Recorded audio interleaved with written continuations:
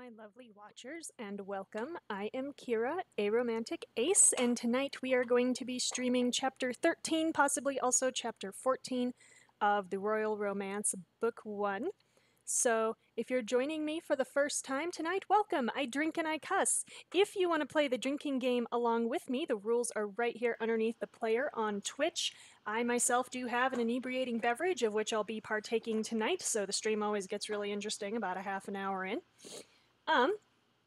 So to catch anyone up on what we've done so far, we are playing as Kira, a New York City waitress who has been trafficked to the Western European kingdom of Cordonia, where we are now in a bachelor-style competition thing to become the prince's wife, except that we just found out that his father is abdicating at the end of the social season, which is when our prince chooses his bride, so we're going straight to instant queen.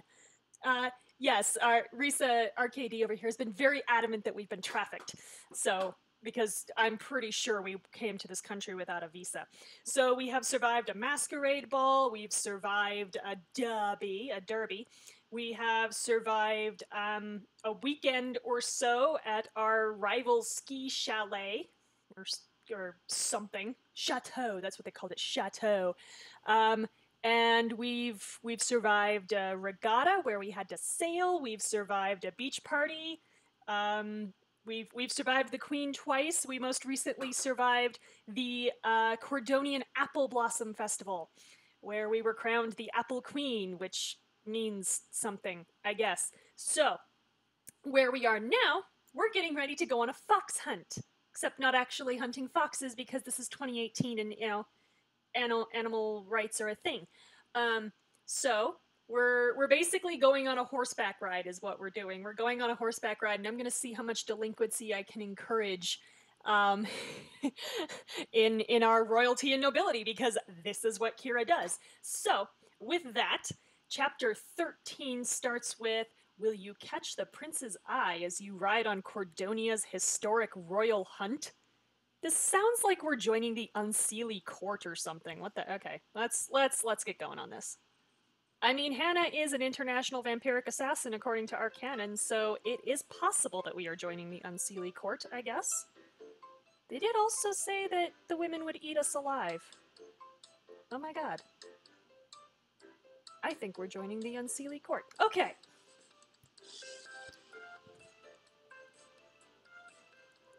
So, Chapter 13, Hunting for Love. I really am starting to. I just finished reading a wonderful trilogy that is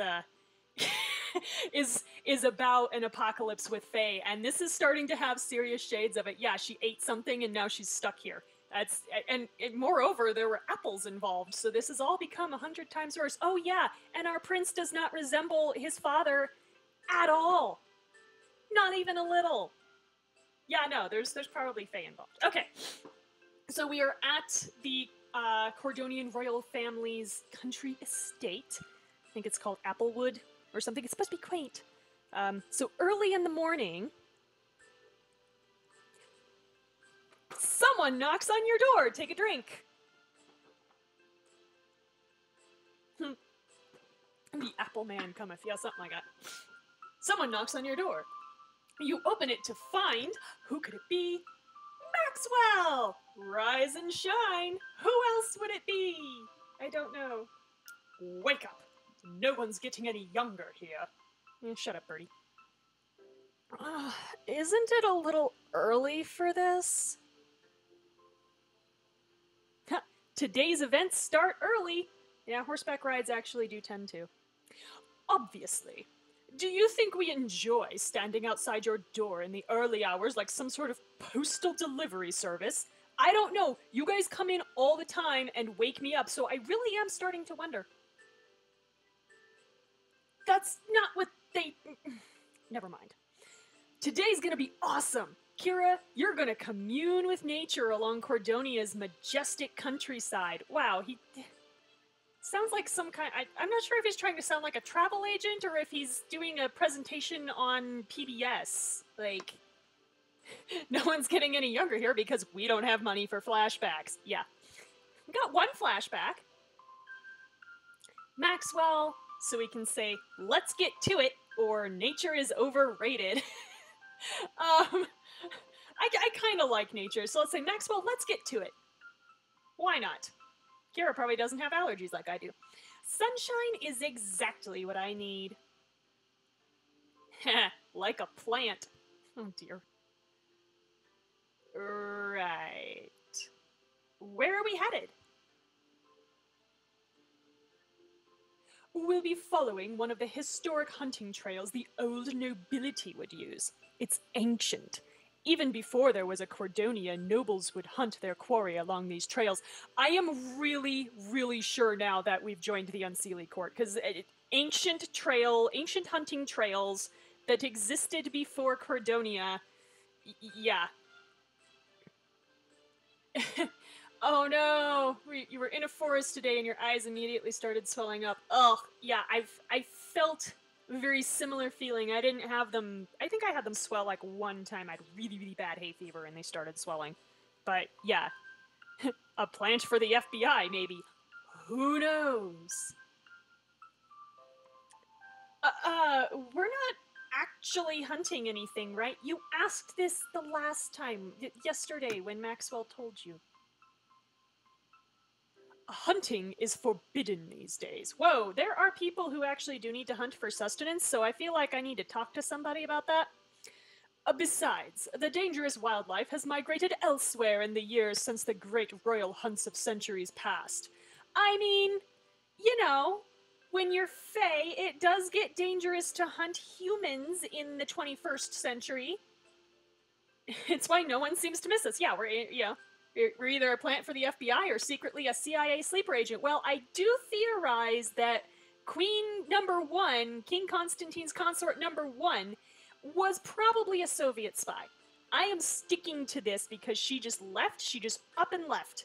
So I'm going with this. I'm going with she was a Soviet spy, and she's probably going to show up in book 3 as the ringer. I have no idea what's going to happen in book 3, people. I honestly have no idea, but I'm going with that. Being used to infiltrate Cordonia and get intel. Everyone wants Cordonia's secrets, but why? Something about the apples, I'm sure.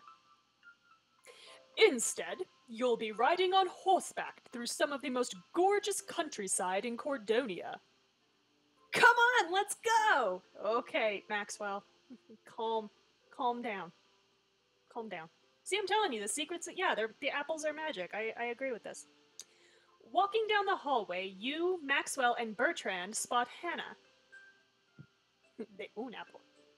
Hey, Kira! Aw, look at you, Hannah, all fancy in your English writing attire.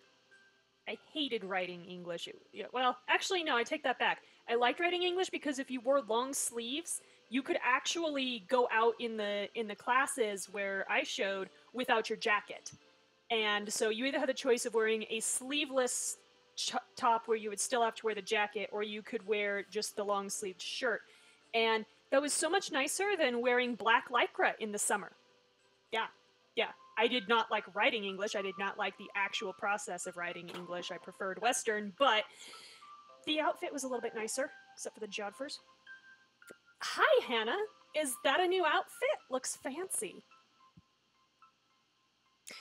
Oh, this? It's my riding uniform. It's gonna have plenty of scuffs and dirt marks by the end of today. Oh, this old thing? What are you wearing for the ride? I didn't bring a fancy riding uniform with me. Gee, I wonder what they could do to remedy that. Of course, there may be 1 or 2 left in the boutique. This boutique that follows me around. We need to get you down there immediately. Whoa, calm down. I need pants and a shirt and ideally some boots. If I'm going to be writing English, I'd really rather have the boots because it's so easy to slide your foot through the irons. Horse bad, yeah. So yeah, please tell me everybody's going to be wearing helmets too, because these people probably ride like 2 times a year. They are not experienced. Please, everybody, put on your helmets. It's safer that way. Olivia, I don't give a shit about your hair. I'll come too! Oh, Hannah wants to come to the boutique, where we'll be getting undressed and trying on clothes. I wonder why Hannah would want to come. I can't imagine. Anybody got a guess? Hannah leads you into the boutique. By the mirror, Olivia fastens the final button on her blazer. Oh, good. Our rival's here. Voila! A perfection, if I do say so myself. Woman, your hair. That's not going to fit under a helmet. What are you doing? Why does everybody have the same symbol on it? This is not the Saddle Club. You look lovely, Olivia. Yeah, just gals being pals. Of course I do. Rival sneering, take a drink.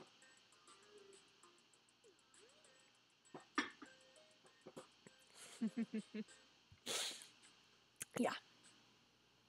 Olivia, so we can say, I'm going to look even better. Or let's coordinate outfits. I agree, it is a very weird time to wear dangly earrings. Some horses will actually chew on them. My mom showed a horse for a little while that liked to chew on dangly earrings, and, you know, he'd always look so offended when you'd smack him. He'd just, like, you'd take the back of your hand and you just kind of pop him in the face to get him away from you. He'd always just look at you like, oh, but I don't understand. Why won't you let me chew on your earlobe and possibly rip it?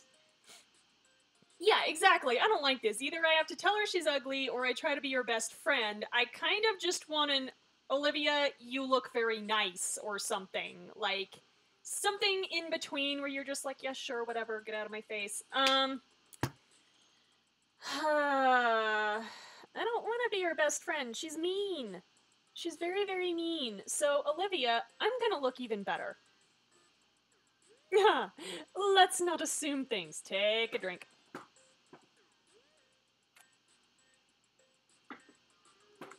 God. This outfit complements my dignity and grace, which neither of you have. Yeah, well, your dignity and grace has a logo right on your boob, so I'm just saying. Is Drake gonna be the horse whisperer again? Well, we'll find out. So no matter how you wear it, you'll never look as good as me. Okay, that's nice, Olivia. Hannah has all the things, yeah. We'll see about that. Frankly, Kira looks better than Olivia any day, so it really doesn't matter. You grab the last uniform from the rack and step into the changing room. Alright, so we can impress the nobility on the royal hunt with this exquisite riding blazer, which you can see I've already bought. Or we can go with just our basic black. Yeah, Hannah has all the things. Dignity and grace up the wazoo. Yeah, no shit. Hannah rides circles around Olivia, quite literally. Or we could stick with the basic black. I'm pretty sure that the reason I bought this is that it unlocks something. And plus I've already spent the money, so we're going to choose it despite this absolutely god-awful bow. What is with that? I don't need ruffles. That's just another thing for the horse to chew on. Alright. So we emerge in our new outfit. Olivia is shocked! We might actually look better than her. God damn right I do. Spiffy, don't you think? It's like you stepped out of a Victorian painting. Oh my god, Hannah, is that good or bad? Please. Victorians haven't been in style for centuries. Take a drink. She really had to find something, didn't she? Trying to use Hannah against us. It's not gonna work. Ha! Let's go riding! Okay, do you know how to ride, Kira? Because you obviously don't know how to handle a horse, so I'm scared. You've just walked outside with Hannah when Bertrand and Maxwell pull you over to the end of the walkway. Whoa! Yeah, that's what you say to the horse. Mm-hmm. There you are. Yeah, there you and your sweater vest are, Bertrand. My god. Hey, you found an outfit! Yes, I did. What do you think? Acceptable. Okay, Bertrand, thanks. Thanks. I like how now she kind of blends in with the angry background because of the maroon top. You look great, Kira.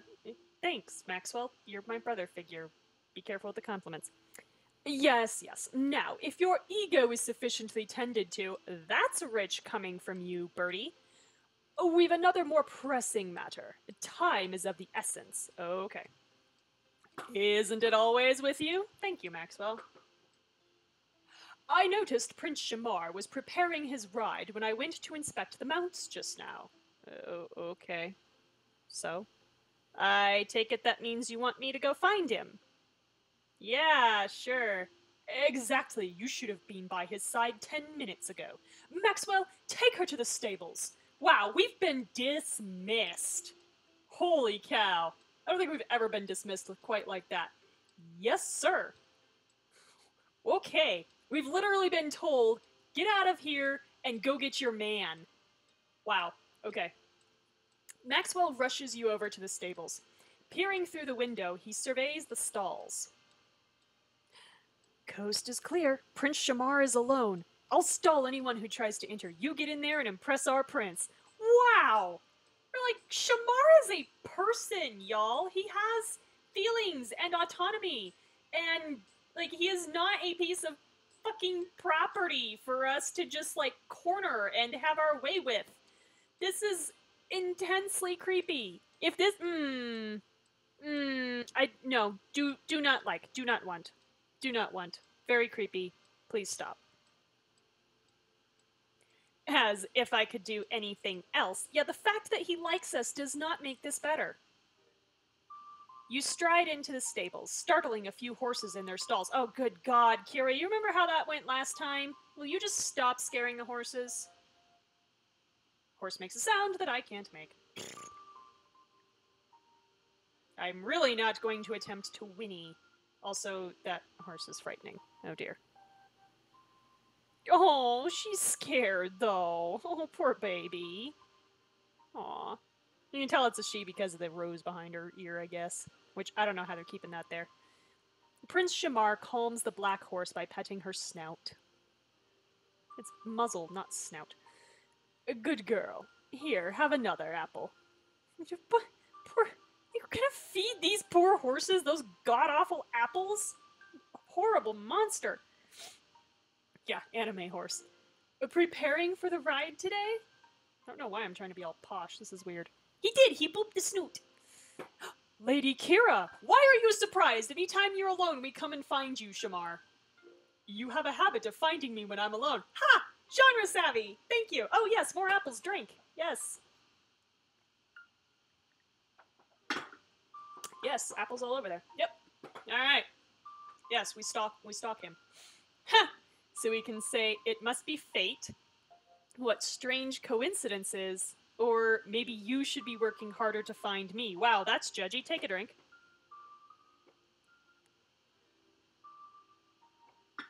Okay. Yeah, no, that's, we're not gonna say that. Strange coincidences sounds kind of like the friend zone thing, so we're gonna go with, it must be fate. Then fate has been kind to me. Oh, you charmer, you. Shamar squeezes you in a tight embrace. Oh, is he a good hugger? I feel like he'd be a good hugger. I hope you're looking forward to the royal hunt today. Do I have a choice? I always look forward to spending time with you. Are we being naive and thinking we're actually going to get time with him? That's cute. Huh, I'll take that as a vote of confidence. But I know some people who don't do well with horses, and I've never seen you ride before. Well, we were attacked at the Derby. Did Drake tell you that story? God. Horses are, so we can say, easy to ride, basically bicycles that can also bite you, or smelly animals. Oh, let's not be mean. I kind of, I really think that basically bicycles that can also bite you is funny, because it's kind of true. Kira looking through Shamar's window in the middle of the night. What a coincidence, I ran into you. Yeah, this... And, you know, then we'd have to be like, Bertrand, like, literally put me out here on a scissor lift. I'm so sorry. The man, he's got problems. You don't understand. You have to marry me just so he'll leave me alone. Ah! Okay, but... yeah, I mean, they're more sentient than that. They are more intelligent than that, but they are basically bicycles that can also bite you. And, oh, And I can barely ride a bicycle. Aw. Oh, honey. You know, damn. Is that so? Well, don't worry. Some steeds are better than others. This is a damn fact. Put her on a dead-ass, broke, bomb-proof horse. Okay? They're out there, and they're delightful. I have had many a horse over the years that has literally just been like, I take care of you. We go this way. Don't worry. I carry you. It's very nice. It's very, very nice. Oh my god, those teeth. The horse says a thing. I take it you don't have a horse for the royal hunt yet? Yeah, no, I'm fresh out of horses. Wouldn't fit in the jet. Well, no. Luckily for you, the crown has a number of fine steeds you can borrow for the day. Good, give me the most bomb-proof horse you've got. Over here is Silver Star. So that's the dapple gray. Who says something, I guess. And over there is Autumn's Ember, who is the bay with the crazy eyes. No, you're gonna die if you get on this horse, Kira. Huh. Horse putting its hoof to his eyes. I am the boss now. Yeah, I mean, pretty much. You can either have that in the good way or in the bad way. I've had them in the bad way too, and those ones, we had words. Cool. So, are these the loner horses? Actually, there is one horse here for sale by her owner. The Derby champion, Maribel's Dream. So, yeah, also with the creepy mouth, please stop that. She's for sale? And she would be hella valuable breeding stock, y'all, with the Derby championship under her belt. That horse now exists to make babies. That is what she is for. She's retired now, but still has a lot of life left in her. Yeah, not as a racehorse. She's probably 2. Extremely high-strung because she's a racer. She's trained to run on the bit, so trying to slow her down the usual way doesn't work. You actually have to let off the bit to slow her down, which makes no intuitive sense to someone who doesn't know how to ride. She certainly shouldn't be on her in an English saddle, which is less secure than a Western saddle, but you don't typically see Western saddles in Western Europe, ironically. And especially since we're wearing jodhpurs and a blazer, I'm pretty sure we're in English saddles. Yeah, no, actually being on a derby horse is a terrible idea. It is an absolutely terrible idea. So guess what we're gonna do? If you buy Maribel's Dream, you'll be able to give her a new name and keep her for the rest of the story. She'll also unlock a special scene with Hannah. Yeah, this is, yeah, make it...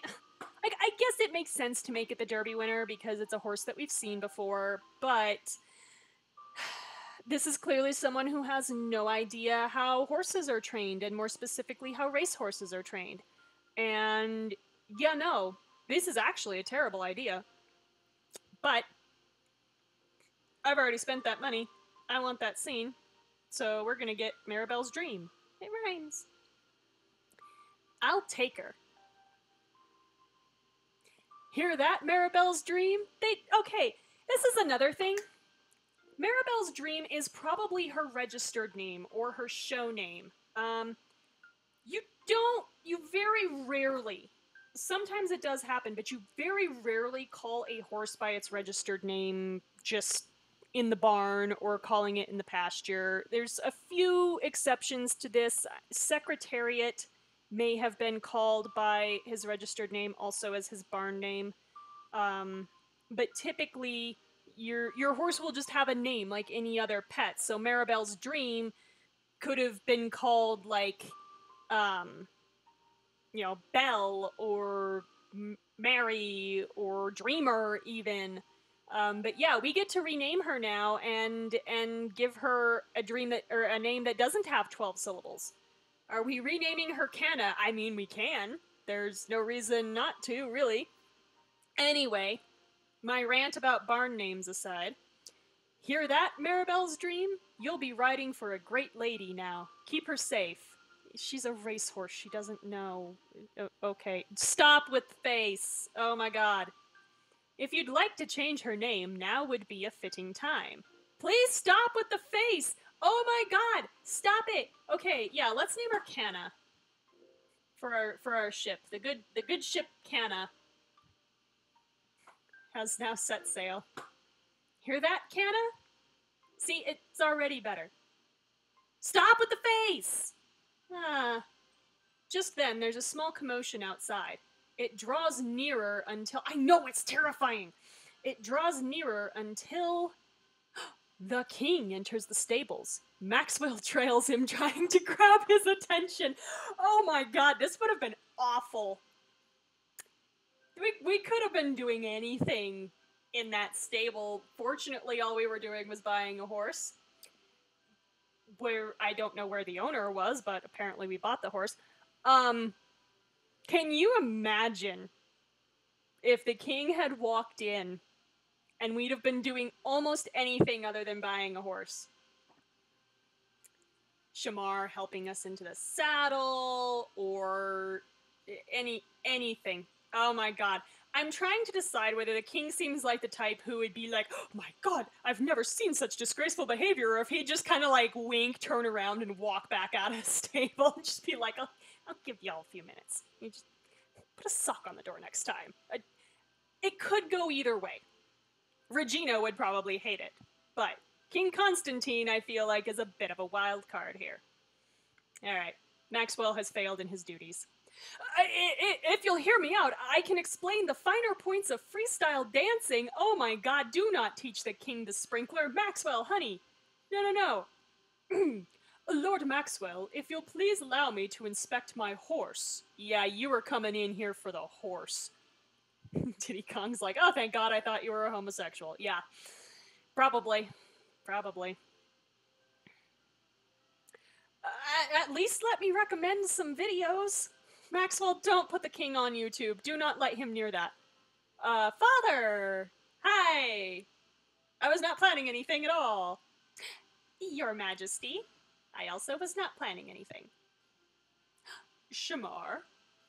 And Lady Kira, who looks absolutely sporting today. Oh, please do not ever call me sporting again.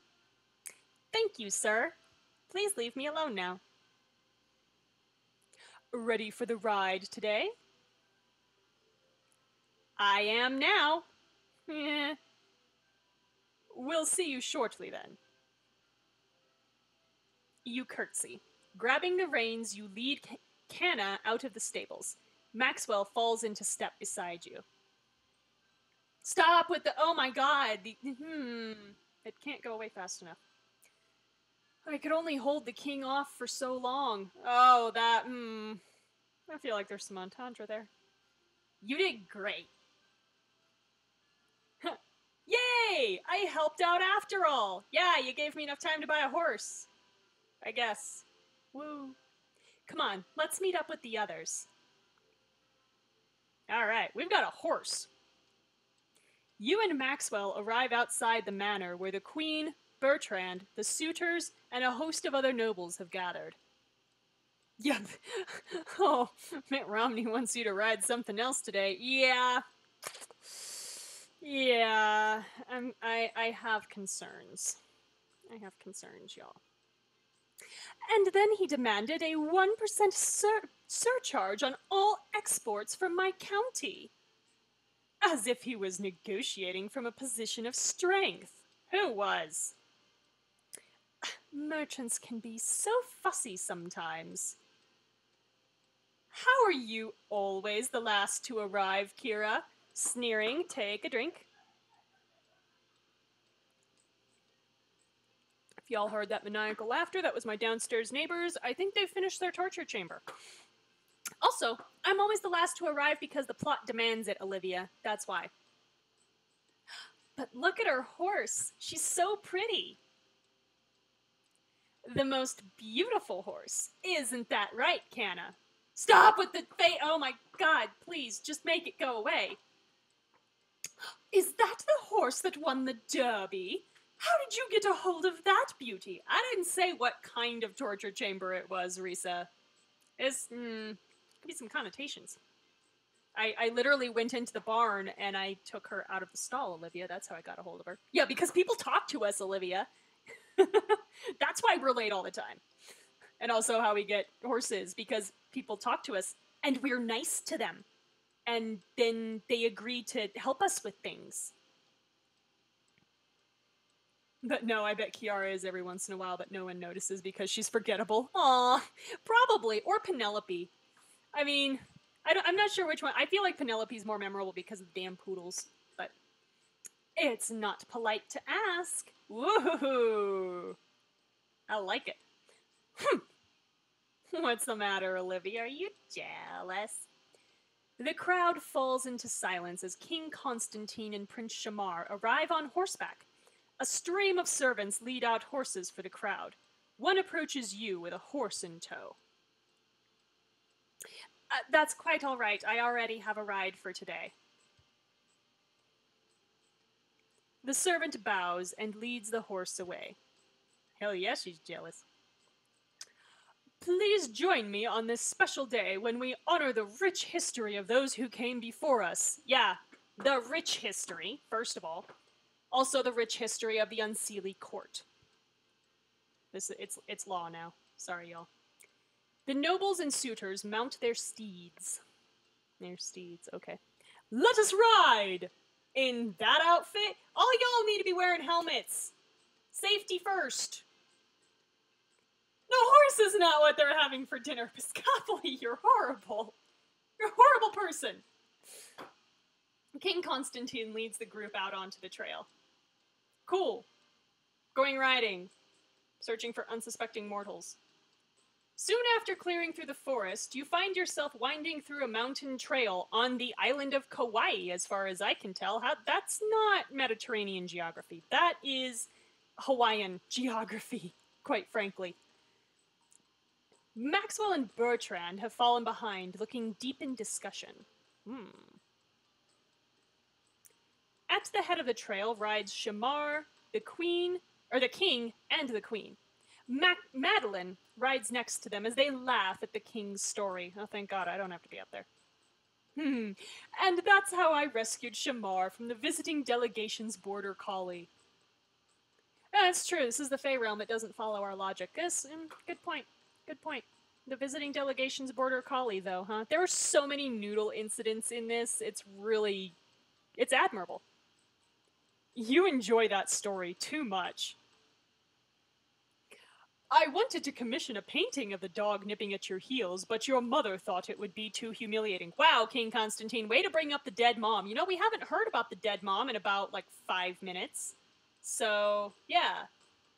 Madeline, why are you not in riding attire? I just noticed this. Woman, you can't... she's probably riding side saddle because she's so proper. Blah. It's a sweet story. Tell me more about the prince when he was younger. Also, are these flowers under here glowing? See, the thing is, this set is recycled from another game. I know which game it is and therefore why the flowers are growing. But yes, we are in the Fey realm. If there was any other evidence we needed, take a gander at those glowing flowers underneath Madeline. Yeah. Fey realm. Okay. Which she wants to hear more about the prince when he was younger. Okay. Ugh. Olivia rides up alongside you. Oh, for fuck's sake. I can't believe Madeline. She's playing dirty, using her friendship with the Queen to spend time with Prince Shamar.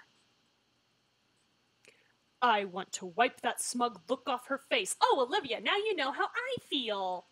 Yay! Don't mention the dead mom. He can't ride the horse if he starts crying and tries to kiss us. It's true.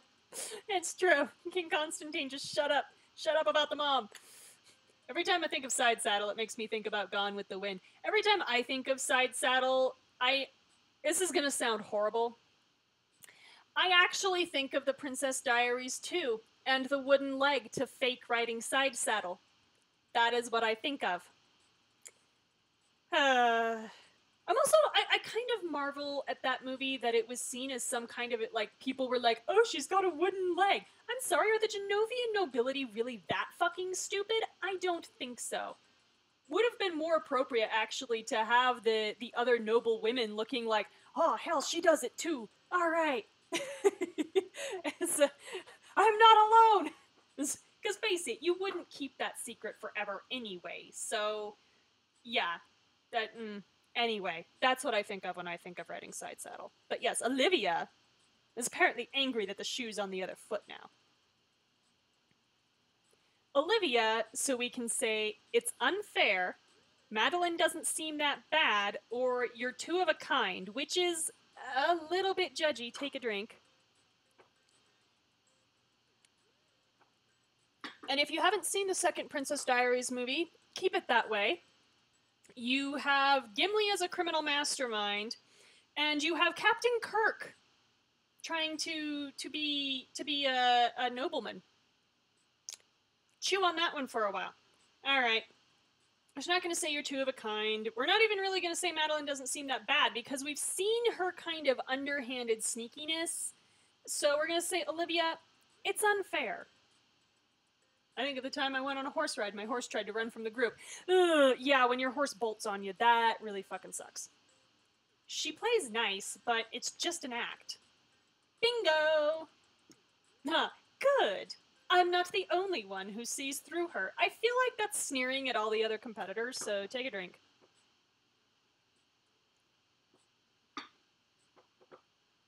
The one time I tried to ride a horse, I was like 7 and got overwhelmed and cried until they took me off. Yeah, I mean, they're very... depending on the horse. You can find shorter horses. You know, they're quite tall. They're quite, you know, powerful. If you're not familiar with, like, how to control them, it's very intimidating. And, you know, then there's also the whole problem of actually trying to, like, stay balanced on the horse if you've never done that before, and especially if you're not in a saddle. So yeah. Yeah, no, I can see that. I grew up on a horse, so I never had that, but it was funny when the horse tried to run from the group because I just went into scolding the cats mode. Yeah, I mean, I've yelled at horses too when they've misbehaved themselves. I will, the last time that I had a horse try to bolt on me, I literally, like, made it stand and back up, and then it got mad at me and reared. And, so I got it back down. I was fine. Everything was fine. But then that horse and I had a long talk about how we didn't do that. Yeah. You don't pull that shit with me. I was 12. So Olivia appears relieved that she's not the only one who sees through Madeline's bullshit. Yeah, I'm from New York, sweetie. You should give me some credit, Olivia. Okay, so we got a friendship point, a relationship point with her. Great. I mean, again, because I know things, I don't want Olivia to completely hate us, so I'm okay with this. But yeah, horses are a lot smarter than sometimes they should be. Sometimes it's a real pain in the ass. Perhaps you're right. Keep your eyes out. I'm gonna keep my eyes in my head, thank you. Olivia rides on up ahead of you. Hannah takes her place, coming up alongside you. Hi, Hannah! Finally, someone I want to talk to! Howdy! You look a little lost there, partner. Oh, Hannah, never do that again. Never do that again. You give a girl a horse and suddenly she thinks she's a cowboy. Yeah, well, I mean, we took her to a Western bar, too. Well, I know how to ride like one. You absolutely do not know how to ride like a cowboy. English and Western riding are very different, and then Western riding and roping or cutting are very different, even from each other. Take your eye out to get the wisdom raven. Yeah. Here in the Fey realm, anything is possible. But no, I would not even say that I know how to ride like a cowboy. I rode Western for most of my life. But yeah, no, I can't rope, I can't cut, I can't barrel race. I mean, it wouldn't necessarily take me a long time because I've got a starting point, but no, you're riding in an English saddle in a blazer and jodhpurs. You do not know how to ride like a cowboy. Hannah, I love you, but no. Decided Hannah isn't a vampire, she's a pixie. I feel like she's more powerful than a pixie, though. She's probably more like, and I'm gonna say this completely wrong, and if anyone out there speaks Gaelic, I'm so sorry. I think it's Dalwyn Seath. Dalwyn Seath, which is like high tier fae in the books that I just finished, which is fun. So yeah, if she's unseelie court, she can still suck people's blood and kill them that way. So yeah, I'm gonna stick with this like vampire fae theory. Oh, of course you do. I also know the English, Mongolian, and Arabian styles of writing. Oh my god, no. No, no. No, no, no. Just please no. Nothing says aristocrat quite like horse riding skills. Yes, because at any point I'm going to need the Mongolian style of horseback riding. Like, pretty much everybody rides English. Now you're just showing off. My family made me learn them so I'd be able to impress the different courts around the world. Oh, okay. Your family had problems. Hannah, so we can say, were you one of those preppy horse girls, which is a little judgy, so take a drink. I already told y'all, this isn't the Saddle Club. Or, do you have any happy memories of your family, which is kind of mean, but I'm not gonna, like, judge her with the preppy horse girl bullshit, so I'm gonna instead judge her by insinuating that her family's unhappy. Do you have any happy memories of your family? Once during a dressage competition, I was thrown off my horse. Wow, this story is starting well. I landed badly and broke my arm. Yeah, pretty easy. Actually, easier to break is the collarbone. The collarbone is incredibly fragile.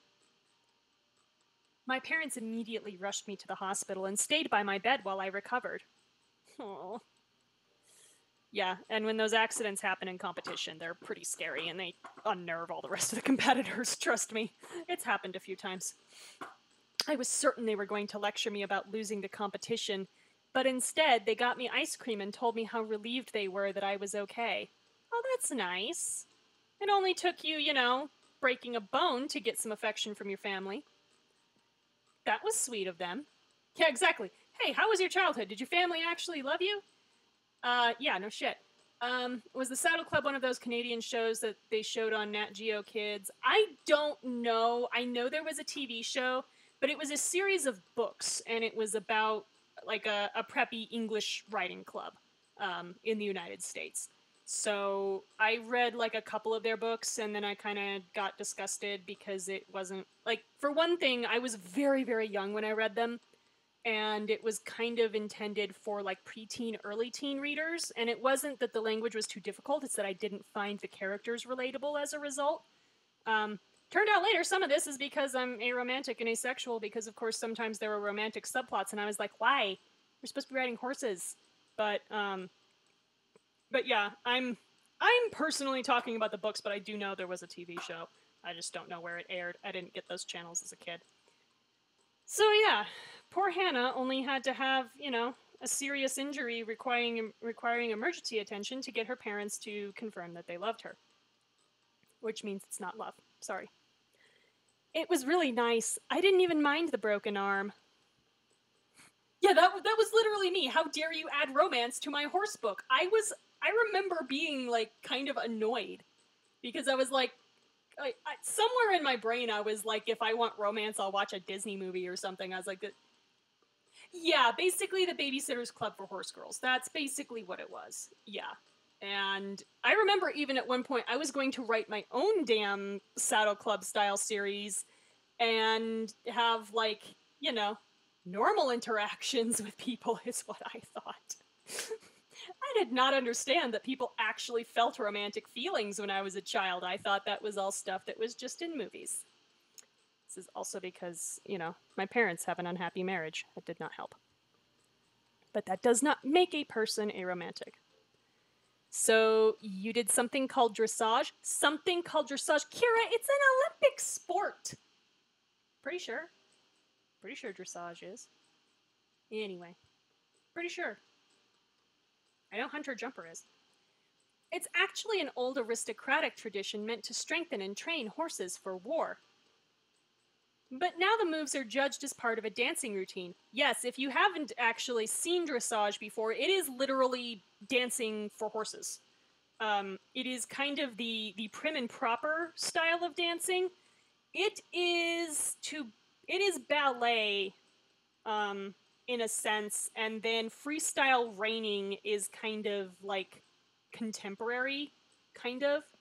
Freestyle reining being reining patterns are um, Western exercises meant to show the maneuverability of your horse, and it involves a lot of spinning, of flashy turns, of quick, like extended gaits, like gallops, and slides. So when you see the horse like kind of sit down and slide as it stops, that's a reining move. Um, so yeah, so basically you have like reining for Western and dressage for kind of English, quote unquote, um, as basically a way to dance with your horse that isn't like the Lipizzaner style, like kind of dancing show. Can't wait for the hip hop horse dance to be in the Olympics. Um, yeah, yeah, it's that'll be exciting. I'm trying to remember if they've actually managed to put reining in the Olympics. They have been trying, and reining does have good enough traction in Europe that it's possible. Because usually, like, the reason that you don't have like barrel racing or something like that in the Olympics is that it's basically only a thing in the United States, and so you can't really get competitors from all over the world. But you've got enough in Europe now for reining that they are. I know they've been trying to get reining as an Olympic sport. I don't think they have yet. And also, it's not a sport; it's a competition because there's no defensive strategy. You can't like affect your opponent's outcome. It's a sport with prancing ponies. Wow, way to be condescending about it. Take a drink.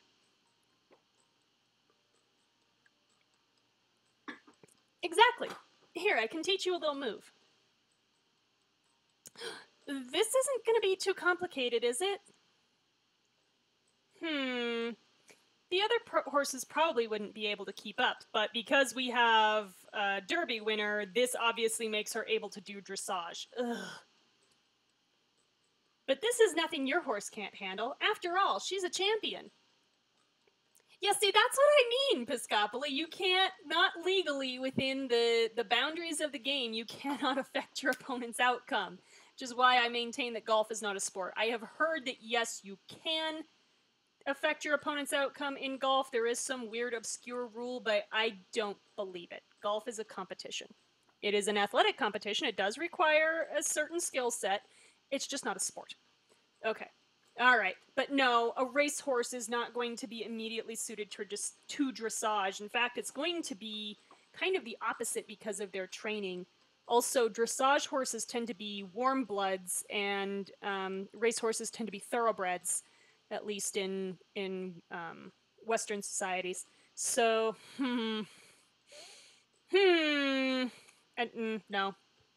whatever. In the Fey realm, anything goes. Hannah grabs the reins and steers her horse in a tight cloverleaf formation on the edge of a fucking cliff. We're doing this. I wonder what they think the turning radius of a horse is to actually do a cloverleaf. Because, I mean, they can just pivot on their hind leg or their front leg, depending on how you train them. But I'm so concerned by these riders right now. 10 points. I don't think that's how they score dressage. Thank you, thank you. It's a simple move. You should give it a try. You just steer your horse in circles. Yeah, it's not that hard. Right. So we say, I can do this. There are at least 10 ways in which this can go wrong. Or can I give you a rose after, which is really random. That doesn't even make sense to me. I know that's their, like, romance point option, but a rose is really weird. Okay, there are at least 10 ways in which this can go wrong. Yeah, beat, back that horse up, basically. It's too random. I can't do it because it's too random, so we're gonna go right. I can do this. Hannah showed us. She's a good teacher. Clovers are a symbol of luck. I'll be here if anything goes wrong. What are you anticipating is gonna go wrong, Hannah? Oh, Lord. Hannah taps your horse's hindquarters, prompting it to move forward. You can do it, Kira! Oh, God. Okay. I should steer her, squeeze her, or hold on for dear life. Just steer her, my God. It's not that hard. You steer Kana around in an elegant cloverleaf formation. Stop with the face! Ah! Nailed it like a champ. Yeah, she nailed something. I'd give you a gold medal. I bet you would, Hannah. So we performed a little dressage with Hannah. God, there's so much entendre. You're just saying that to make me feel good. Yes, she is. We all deserve to feel good every now and then. Oh my God. Further up the trail, Penelope and Kiara gesture for Hannah to join them. She waves back. This is new. Since the three of us have fallen out of the running, we've become a little friendlier with each other. I mean, that makes sense. You're making more friends. My parents would think of them as political alliances, but in either case, I should pay them a visit. Until next time, Kira. Hannah's making friends. Yay! Okay. Hannah rides over to Penelope and Kiara. Someone behind you calls your name. Oh, of fucking course it is. Roth! He still can't call us by our first name. It's some kind of... Did we face strike him? Is that what happened? Trying to think of an analog for why he wouldn't use our name. Like, I guess, because, like, names have power. So is he, like... He's not noble enough to be, like, trying not to face strike us. I don't buy that. But maybe he's the other human who's trapped here. Yes, the commoners are all humans. I'm going with this. The commoners are all humans, and he is afraid that if he says our name, we'll be trapped there forever. Well, it's too fucking late, Drake. We've eaten their food. Okay? Okay. Alright. Drake waves you over. Do I have to go over there? I guess I do. You slow your horse down, letting the others pass before moving back in line next to him. I don't want to. There you are! Stop smiling at me, you're an asshole. You look, very dignified today. Oh, way to keep the forked tongue behind your teeth, Drake. Oh my gosh, opening with a compliment? Ha! Careful, don't want you falling off your horse now. And there it is. He's not quite being a jerk, he's just bantering, but ugh. I'm surprised you're out here with all the nobles today. Yeah, no shit, why are you here? Turns out I had an opening in my schedule today. Oh my god, so you're stalking us. That's not better. And there's something oddly satisfying about watching nobles fuss over their stuffy blazers. I mean, that... not really. Not at all, actually. Is this why you're not frowning as much as usual, anyway? It has more to do with the company I keep. Why? Why? You've been a dick to us for most of the time. I hugged you at your birthday as, like, the nicest thing that I've done. What the hell, my dude? A second compliment? Yeah, one more and you win the jackpot. Oh god, what's the jackpot? Y'all, I don't want to win the jackpot with Drake. I really don't. Ah! I hope it's all your whiskey. I don't think that's what he means. Drake smiles and sighs. Oh god, no. You know, when we first met, I wanted to dislike you so badly. I still dislike you, so guess where we are? You wanted to dislike me? So we can say why, or I could tell. Let's not be openly antagonistic. Why did you want to dislike me? Let's just keep the conversation going. Be a good conversationalist. Yeah, if the jackpot is Drake leaves, I'm sold. You were crashing Shamar's bachelor party. It was supposed to be our last night out together before all of this. Okay. You realize Shamar invited me, right? We've always been like brothers, doing everything together. Now I'm lucky to see him for 5 minutes without a noble girl throwing herself in front of him. Okay, except I'm not nobility, so shut the fuck up, Drake. Sorry, I didn't mean... Yeah, you did. Take a drink.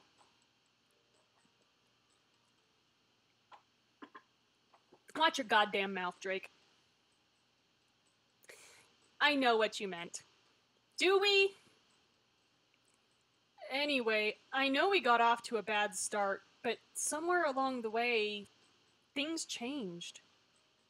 Hell, Roth, I don't even know why I'm telling you any of this. Because they're trying to foster a romance. That's why you're telling me this. Yeah, jerky McJerkface. Ugh. Drake, so we can say I'm too adorable to dislike. You're easy to talk to as well. Or I wanted to dislike you too. Y'all, there is no good answer here for me. There's, like, I'm not to be honest, I'm not even 100% sure which one is the friend zone option. Because any of these could turn into flirtation very easily. There's not, God, I don't want it. I don't want it, you can't make me. Although then again, there's the part of me that wants to be a jerk and lead Drake on because I don't like him, and part of me would really like to break his heart. And it's actually not that hard. I've done it. So...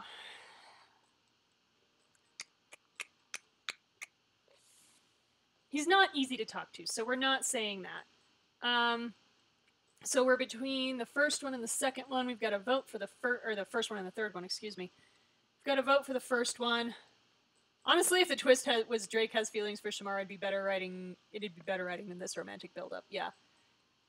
Yeah, like, I'm too adorable to dislike is kind of the cutesy, almost like friend thing. I could see that very easily being a friend thing where you're just like, oh, but I'm too cute. You can't dislike me. Because, like, you're being too cutesy about it for it to be overt flirtation, whereas I wanted to dislike you too is kind of like maybe being romantically honest. Yeah, let's go with that. We've already kind of played up the adorable thing anyway. Drake, I'm too adorable to dislike. Fair enough. Okay, cool. You think I'm adorable? I'm saying that you're allowed to believe that you're adorable. Wow. Wow, clap back. Okay. All right. That's not really even a jerk thing. That's okay. You think I'm cute. Admit it. I've made a terrible mistake. See, okay. This interaction is okay. I'm okay with this. I've made a terrible mistake. Yes, you have. Drake shakes his head, but he's smiling. Okay, alright, I'm okay with this. This has all been touching, but I need to rescue Shamar from his family for a couple minutes. Okay, successfully dodged a relationship point. Alright, cool. Whew. Drake rides ahead, leaving you to fall to the back of the line with Maxwell and Bertrand. Okay, yeah, like... I was kind of concerned that when we, like, called him out for thinking that we were cute, that was gonna end up with a romance point, because he was gonna be, like, all embarrassed, but, yeah. Whew. Okay. Do I make myself clear? I don't know, do you, Bertrand? Yeah. Bertrand rides ahead. What was that about? Oh, you know, estate things, the consequences of failure and eternal ruination of our family name and fortune. Oh. Just the usual, really. Okay, cool. You seem chipper, though.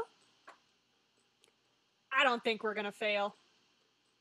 You and Shamar are getting close. Even when he's busy talking to his family, he sneaks glances back to you. Yeah, I'm sure Olivia loves that. Maxwell, so we can say Shamar and I are soulmates, the crown will be mine, or I'm falling for someone else. None of these are good answers. Certainly we're not going to answer the crown will be mine. I'm sorry, but I'm not falling for someone else. Shamar and I are soulmates. I don't like that answer. It's too presumptuous, but... We are soulmates. That's the spirit. Okay, Maxwell. Sure. Sure, spirit is a word. The trail leads you through the mountain pass of the Fae. We're coming up on our stop. All right. Emerging through the other side, we are at a fancy cabin. You come upon an old mountain village. I know it is. It's so pushy. That's why I poorly worded. Everyone, we've reached our hunting lodges. Our forebears would dine on the day's hunt here, and though we no longer hunt, we will still have a great feast on the poor innocent humans that we have captured. We'll set them free eventually. Ha ha ha ha. But first, we race to celebrate our ancestors. Okay, cool. Prince Shamar leads his mare to the trees across the village. Hey, remember, we're on the Derby champion here. The first to reach Prince Shamar will be served first at the feast. Phrasing!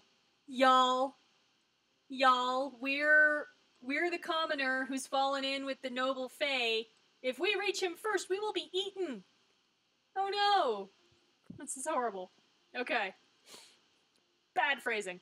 You line up with Hannah and the others. Begin! Right? Kira, I'm falling for you, adopted brother. Haha, I'm messing with you. Yeah, no. Do not want. You squeeze Canna and she thunders down the field, leaving the trotting horses behind. Aw. Stop at the face! Oh my god. You blaze past Prince Shamar, winning the race. Hell yeah, I do. He's shocked like we're not on the Derby champion. Good God. That's superb horsemanship in action. Servants, prepare the first plate for Lady Kira. The phrasing is not getting better. Well, Shamar is a snack. I mean, I guess. He's got symmetric features. And now then, let's all take some time to rest. Dinner will begin shortly. All the riders dismount and let the servants take care of the horses. Through the shuffle, you find yourself next to Tariq. Hi, Tariq. We haven't seen you since, like, chapter 2 or something. Ah, Lady Kira. Hi, weirdo. Tariq! It's been so long. How was your ride? How did I not notice that you were a part of this hunt? It was a long journey, but I happened to own a pair of boots as soft as a newborn kitten. Oh my god, they probably are made from newborn kittens. Fucking fae. They're not actually made out of kittens, right? This is a valid question. Hardly. Hardly made out of kittens? That's not an answer. I can only hope your ride was at least half as comfortable. So we can say, could do that entire ride again right now, want to collapse, or can't feel my back. I want to collapse.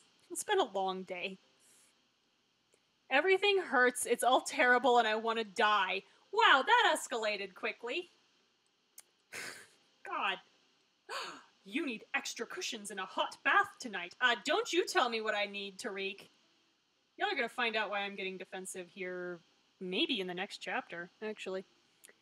I'll have one of the servants give you my spare cushioned saddle. That'll help you on the return trip. Your spare cushion... You carry a spare cushioned saddle on a ride? Why do you have 2 cushioned saddles? And why do you bring it with you? You weirdo! What the hell? This does not make sense. There's no sense made here. We have to ride back? I was hoping there'd be a limo. Oh my god. We're not that naive. Yeah, no shit. F off, Tariq. We do not need his help. Unfortunately, no. Prince Shamar taps Tariq on the shoulder. I have like 5 other people helping me to watch. Yeah, no shit. Besides, a cushioned saddle can only go so far if you're not used to riding. It's actually kind of more in the adductor muscles, which there's no amount of cushioning that's going to help that. You're literally just trying to stay on the horse. So, yeah, if you're not used to having your legs in that position, it's not comfy. Prince Shamar taps Tariq on the shoulder. Tariq, may I have a word with Lady Kira? Tariq, hands off my girl, is what that is. Of course, Prince Shamar. Lady Kira, I hope our paths cross again. I do not. I do not. Tariq bows before exiting. Yes, please leave. Go away. Finding a moment is harder with all these people around. I'm glad you chose to spend that rare moment with me. God, okay. Stop it, you two. Me too. Drake, Maxwell, and Hannah join you and Shamar. Hey, the feast is being put out. Excellent food. And they've got dishes supposedly blessed by the spirits of the nearby ruins. That's frightening. Ooh, I've heard legends about those ruins. They sound magical. People travel from all around just to see them. Yes, all the people who are here right now, sure. It's a shame we're not scheduled to see them. We aren't? I was so hoping to. Oh, you know what we all have to do now. Why don't we just go anyway? Sounds like a once-in-a-lifetime opportunity. If this hunt happens every year, isn't it more like once-a-year opportunity? I guess if you're not always part of the court, though. Are you sure we should? Are we? Are we sure we should? Yeah. It'd be nice to spend some time together without this crowd around. What do you say, Kira? This is your chance to have some fun with your friends and spend a little time alone with each of them. Guess what we're gonna do? What I already bought. We're going to visit the ruins. Let's have an adventure. All right. I'm excited to visit another piece of Cordonian history. Oh my god, Hannah, you little nerd. You're so cute.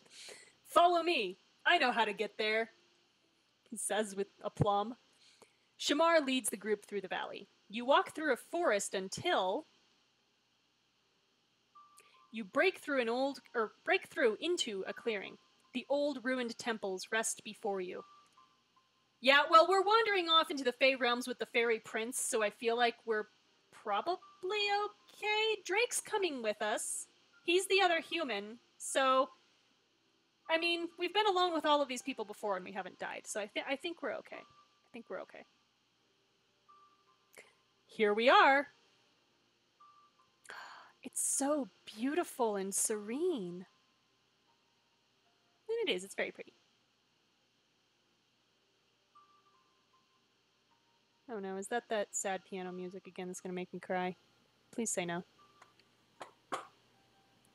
Yep, sure are a bunch of old things here. Kira, this is how we get trapped into things for eternity. Yeah, well, we're trapped here for 2 more books. Contractual immortality says that we're at least not gonna die, and it also means that we can't escape. So, it's so much more than that. There's something so calm about this place. Can't you sense it? Yeah, it's meant to lull me into a false sense of security so that you can drain my blood. The only thing I sense is about 1,000,000 snakes and probably a couple of rock monsters getting ready to attack us. Okay, but calm down. You're immortal. Rock monsters? Do you have rock monsters in Cordonia? Oh, don't do the Born Yesterday thing, Hannah. You're better than this. It was a joke. Just forget it. I want to, so we can take it all in, touch some stuff, or find some ghosts. Oberon over here is thriving when the rest of us are terrified. Yeah, no shit. Okay, I feel like finding some ghosts is a really bad idea in the Fey realm. Also touching things, so let's say I want to take it all in. It's a lot to see. I want to get closer. I'll bet you do, Shamar. Then what are we waiting for? Let's see some old rocks. That was oddly participatory of you. Everyone disperses into the ruins. Who do you talk to? All right, let's start with Hannah. We get to do each one, so I'll just start with Hannah and go around. You find Hannah examining a worn and faded mosaic in one of the temples. Kira, look at this. It's managed to survive after all these years. Well, survive as much as one can. Isn't that all any of us can strive for? Well, pretty much. Think of how beautiful it must have been in its time. Wow, this is like getting philosophical, you guys. Beauty is, so we can say fleeting or in the eye of the beholder. Beauty is fleeting is kind of mean because Hannah's pretty, so let's go with beauty is in the eye of the beholder. It's a good, trite thing to say. This still looks beautiful to me. You're right. Some things only grow better with age. I've visited ruins around where I'm from, and they're just as beautiful as these. It's amazing the feats we can accomplish when we work together. Wow, that sounded very, like, after school special. Are you proposing we build our own temple? Wow, that's a euphemism, if I've ever heard one. Maybe if there were more of us. We are all Fae, like you need more help with your immortal godlike strength and unbreakable Fae skin. Hannah runs her fingers along the mosaic stone border. I wonder if anything I do would last this long. Would I be like this artist? Or maybe I'd have a poem written about me. Though there isn't much to say about me, I suppose. Holy shit, girl, you're good at everything and you really think no one would write a poem about you? Hannah, you could get a poem about your journey or your beauty. I don't want to be like your beauty is all that matters, which is kind of what that comes across as. So, even though I feel like that's the romance point. But yeah, no, I just don't hang everything on her beauty. You could get a poem about your journey. You've traveled from a far-off land in search of love. I suppose I have. And lucky for me, I found a friend in you along the way. Friend. That's the word. Though, it's a little foolish to be concerned what others will think about you when you're dead. You have no control over what survives. Some great archaeological find could be the work of a potter who was just trying to get by. It's true. It's not entirely silly. We want to feel like we did something lasting with our time. This is also true. Maybe. I could be reading into this too much. Maybe the person who made this was simply bored. Who knows, the artist could have been a total jerk. Oh my god, it's Drake reincarnated! Except Drake would never do art, that's too girly. They probably didn't care what we would think anyway. Probably didn't think it'd be around that long. Hannah laughs. A cold breeze descends from the mountain. She shivers. I should tease her or get close to her. I can hear Risa screaming at me from the future. I should get close to her. You're welcome. You gently snuggle up against Hannah. We should huddle together for warmth. Oh, that sounds creepy. Please don't say that. Good idea. You sit there, feeling the warmth of Hannah's body against yours. Yes, I'm glad you're happy. This is nice, but we should probably get out of the cold. Yeah, and into a room, I guess? I don't know. Where's everyone else? Alright, so we're gonna go around. We're gonna talk to Shamar next. I'm gonna save Drake for last, because I just don't. You walk over to Shamar, who contemplatively gazes up at a temple. These ruins are amazing. They're beautiful, aren't they? To be standing among buildings that contain such history. Yes, history of the Fae. There's certainly a sense of awe to it. Father likes to remind me of our history. I think as he's gotten older, he's become more concerned with his place in it. It probably makes you think, too. It does.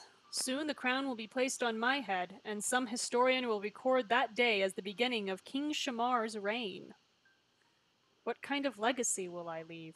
I don't know. You haven't got there yet. Shamar, you can say you'll have a great legacy, whichever one you choose, or don't worry about it, which sounds a little dismissive. I guess probably most accurately whichever one you choose. Your actions will determine what people think. Constantine, the king who murders two of his wives. Yeah, no shit. For the record, I think you'll do great. Thanks, Kira. But I can't help but wonder, what moniker would they give me? King Shamar the Bold? King Shamar the Wise? King Shamar the Compassionate or King Shamar the Sexy? Uh, hysterically, I kind of want to say sexy because it's almost a it's almost an alliteration.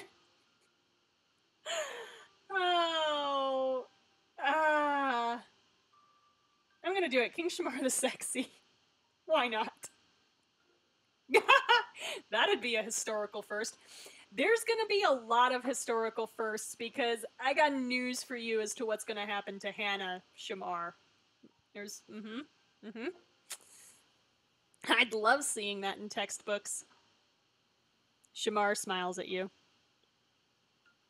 This is what I love about you, Kira. 1 minute I can feel the weight of all of Cordonia on my shoulders, and the next you call me sexy and none of it matters. Oh, and then with you by my side, I don't feel the weight. Well, that's because you're on the bottom. Or on the top. On the bottom? On the top? I don't know. I guess you only, yeah. I don't know. Anyway, I feel the possibility. I feel capable of anything.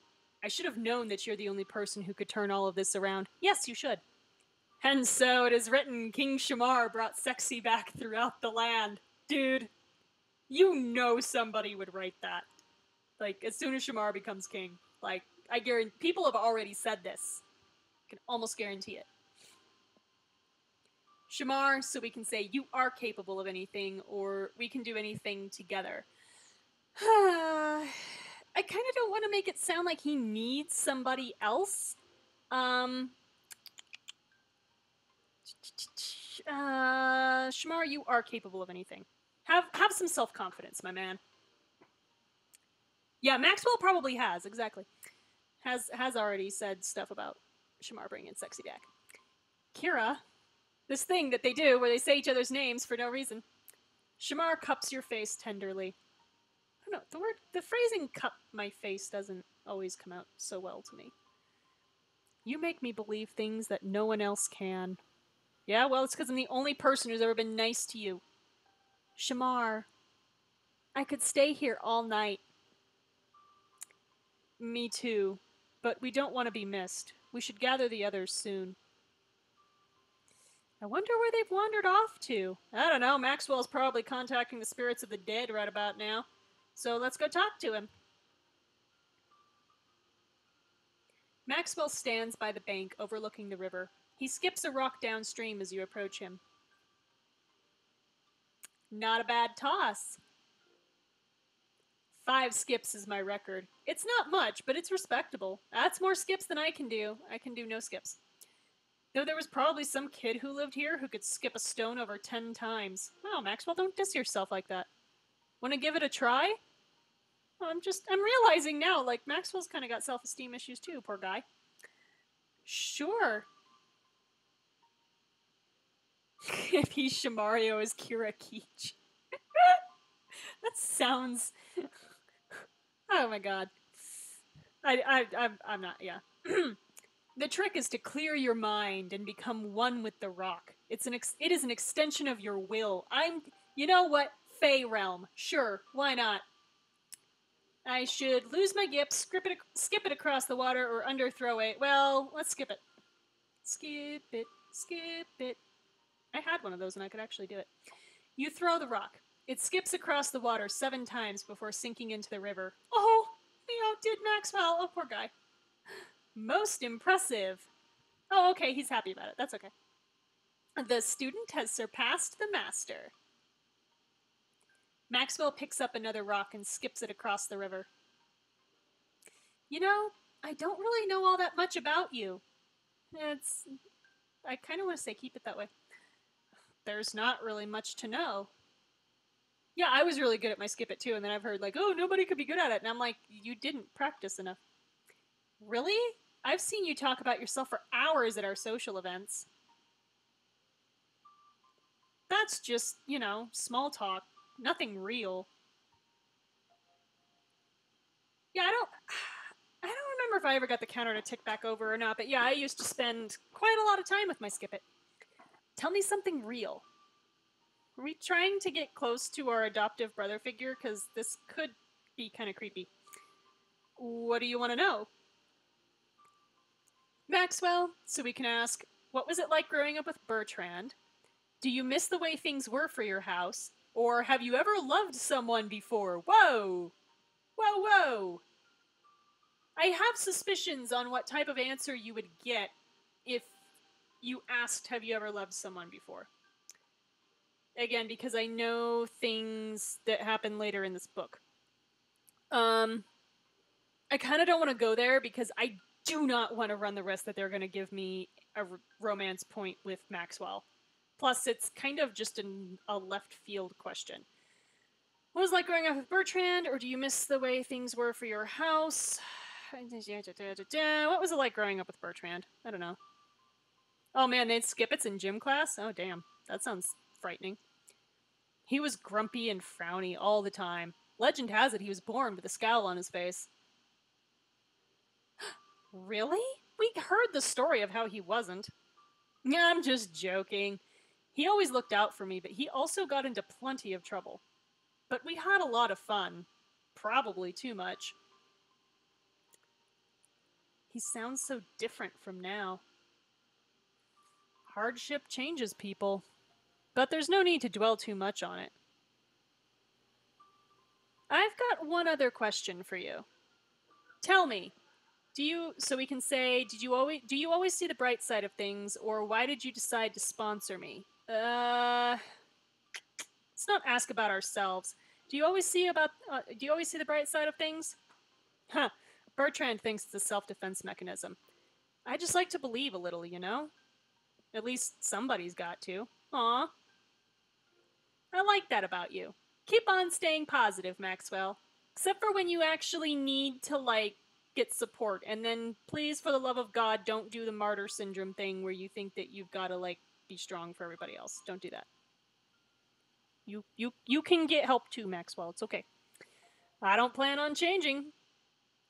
Anyway, we should be getting back soon. Where's everyone else? You're not gonna let me get out of it, are you? Okay, fine. Let's go talk to Drake. You walk over to Drake, who slumps against one of the tree roots covering a temple. Hey, Roth. You look like you're having a good time exploring. Archaeology isn't really my thing. Why? Because girls do it? Toxic masculinity, man? You could at least look around. It's not like you come here often. I don't know, does he? I looked around. There's some old buildings, that's about it. Oh my god. Wow. So we can say, I guess it is just a bunch of buildings, or don't you want to know where you come from? Don't you want to know where you come from? And what about insight into how people lived long ago? They could have ridden dragons for all I care. It doesn't mean much now. Ugh. Just, ugh. Yeah, you'd kind of think he would be into Indiana Jones with his attitude, wouldn't you? So why did you come out here if you don't really care for these sorts of things? I don't think we're gonna get many more times like this. Like what? I mean, Shamar is gonna be king soon, and you could very well be his queen. Everything's gonna change. You know, so we can say Shamar will make time for you, or we can say, you know, you're right. We don't need to associate with the riffraff. Ouch! Judgy. Take a drink. You know Shamar will make time for you. He always has up till now. You're his best friend, after all. Your adventures together are the stuff of legend. Huh. They're more like footnotes. Oh, don't do this don't do this. Drake, he's not gonna push you out just like that. You don't know that for sure. Oh my god. Please don't. This is Shamar we're talking about. Stop trying to gain my pity. I know. It's just that I've seen this play out before. If anyone will be different, it's Shamar. Yeah, if anyone will buck the trend, it's him. Roth, we may have had some ups and downs between us, but I want you to know that I've enjoyed this little adventure with you. Ups and downs is a word for it. You being a jackass is another. Not just the ruins, but the whole thing since I walked into your bar in New York. Puke. You're not bad. Yeah, exactly. I don't care enough about you to humor you with this. That's where I'm sitting right now. Aw, Drake. So we can say you're my friend as well, or I care for you too. Do I want to be a jerk and lead him on? Because I can. Right here. It's very obvious that I can.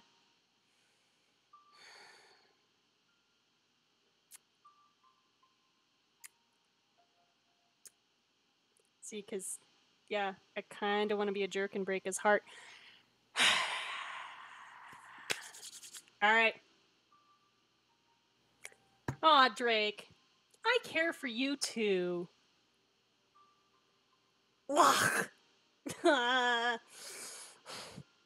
Words taste like bile in my mouth.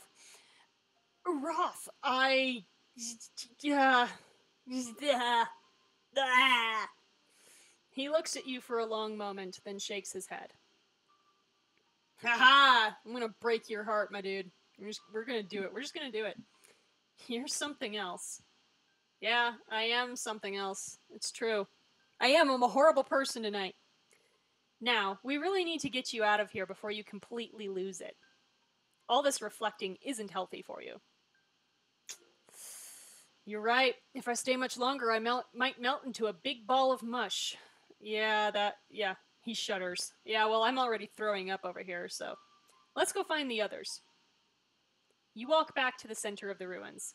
Maxwell, Drake, Shamar, and Hannah join you. That was lovely.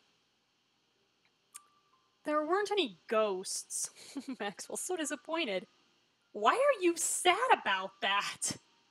I don't know. I'm kind of curious what a ghost would have to say. Would have made a good story. I mean, he's not wrong. You can always lie. I'll back you up. There you go. Let's all come out of here with some like cockamamie story about ghosts in the ruins. There's an idea.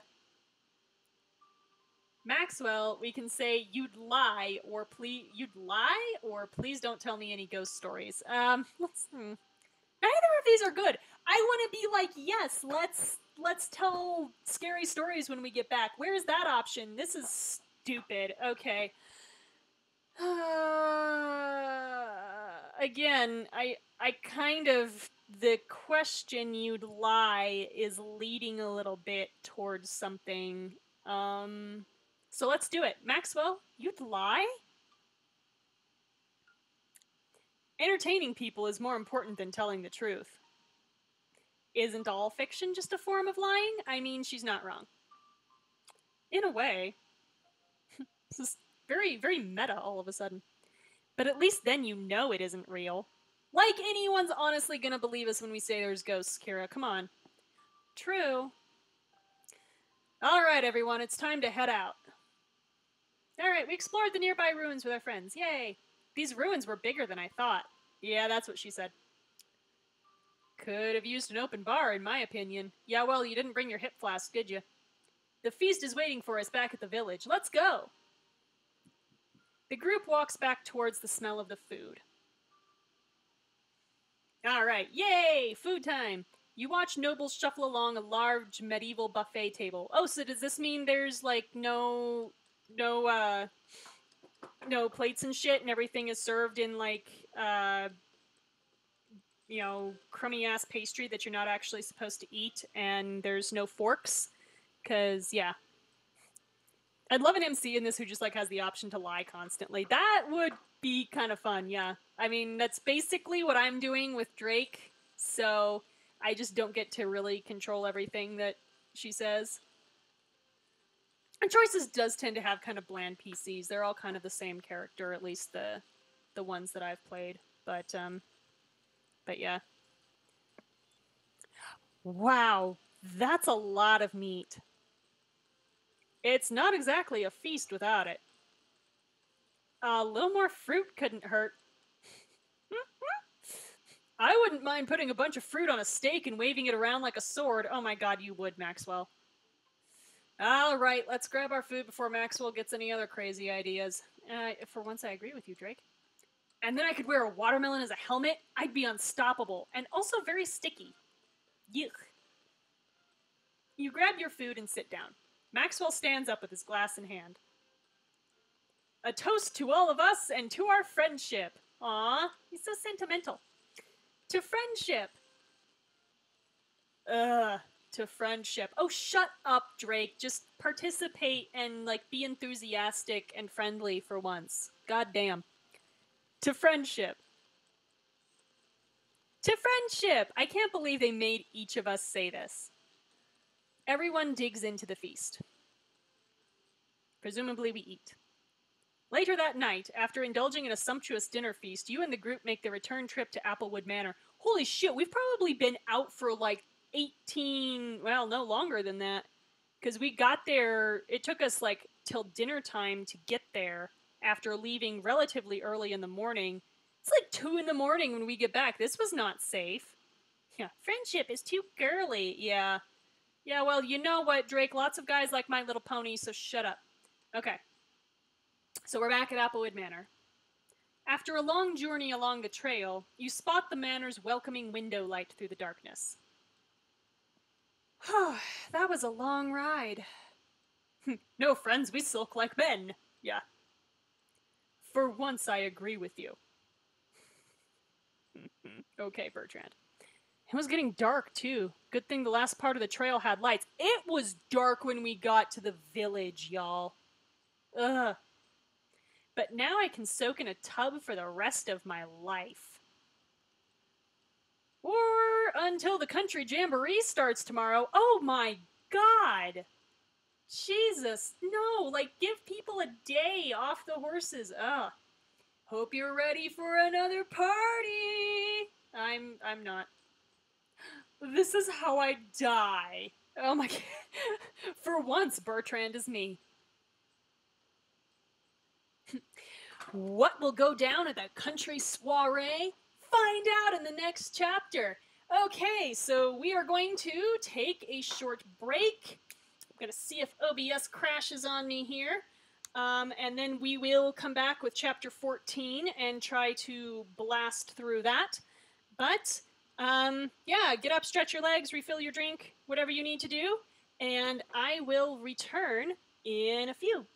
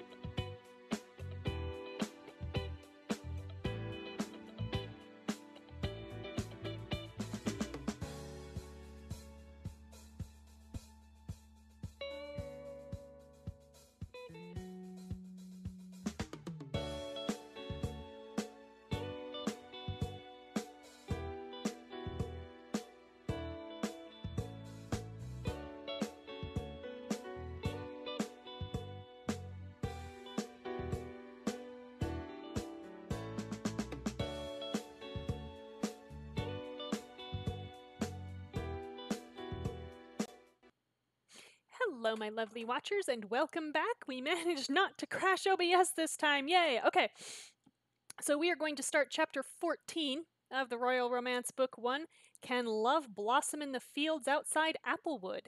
Let's find out. Country Jamboree. Okay. What do you want to bet Drake ends up shirtless?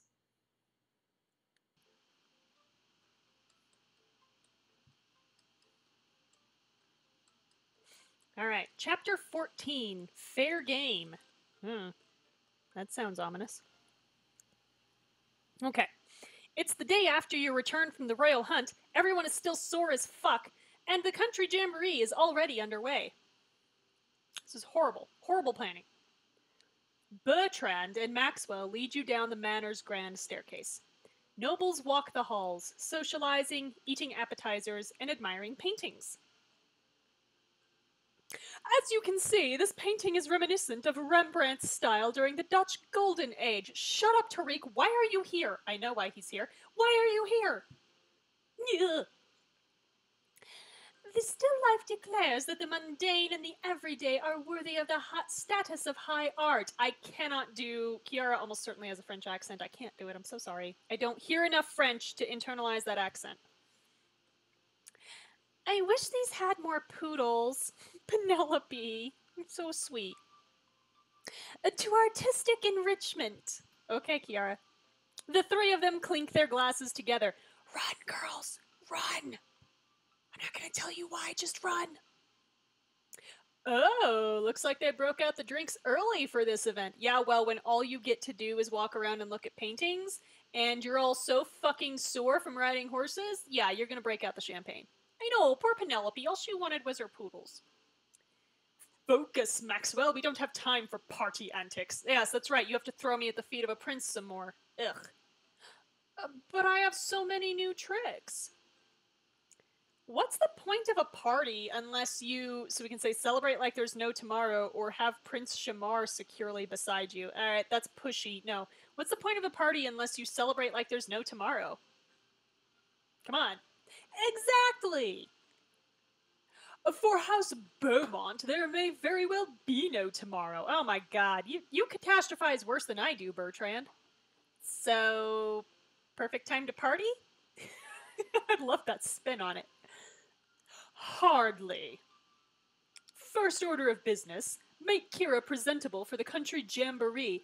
You know, literally, if the world was collapsing and falling into the oblivion of, you know, the realms destroyed, Bertrand would still be standing there like, no, we have to make you, you know, we have to keep our focus on the prize. The prize is our realms not getting destroyed, Bertrand. No, you don't understand. Yeah, I fucking understand, Bertrand. Okay, so we're gonna make me presentable, are we? What do you want to bet on that happening? I happen to think I'm naturally presentable. Bertrand simply raises his eyebrow. But that doesn't mean I'm above a fine dress every now and then. Today's events are charmingly rustic. Games in the lawn and games on the lawn and dinner in the gardens. Find something suitable yet elegant. Off we go. Okay. Maxwell leads you into the boutique. I'm sure we can find something appropriately rustic here. Oh god, you guys, they're gonna design a country western outfit. This is gonna hurt. Maxwell pulls a dress off the rack. Oh, okay. That's perfect. Even Bertrand would approve. Well, try it on. Maxwell's like, I totally don't have, like, you know, any experience with fashion. Why would you think that, Kira? I will not say that phrase, Piscopoli. I grew up hating that. So, no. Say it in your mind. You take the dress and walk into the changing room. Oh god. The really scary thing is this looks kind of like the bridesmaids' dresses at my cousin's wedding. Okay, so, yeah. You'll steal the show in this sweet ensemble. Yeah, we're not wearing that. We're not wearing that. We're gonna... What did I do? Oh, okay. So you can see the whole outfit, I guess. Yeah, I know. It kind of, you know, the print. I've seen worse. I used to work in retail. I have seen much worse than that, but yes, that could very well be your grandmother's couch. Alright, we're gonna go with this. So we can show off our luck. You walk out of the changing room. I wasn't feeling it. It's way too fucking short. I'm insulted that I, someone who's in the running to be queen, is being given clothing off the rack. Yeah. Okay. This is your last chance to pick your outfit for the country party. Tap the closet button to change. You know, actually, I'm a little tempted here to let the closet button come up. It's a cute design. I don't really like the hem on it as being just white, but let's see. I'm tempted to change here. So let's see, outfit categories. Oh, we can change our hairstyles at any time too. That's cool.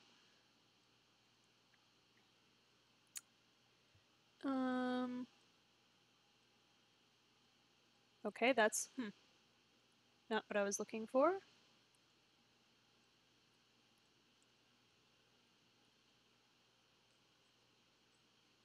I was wondering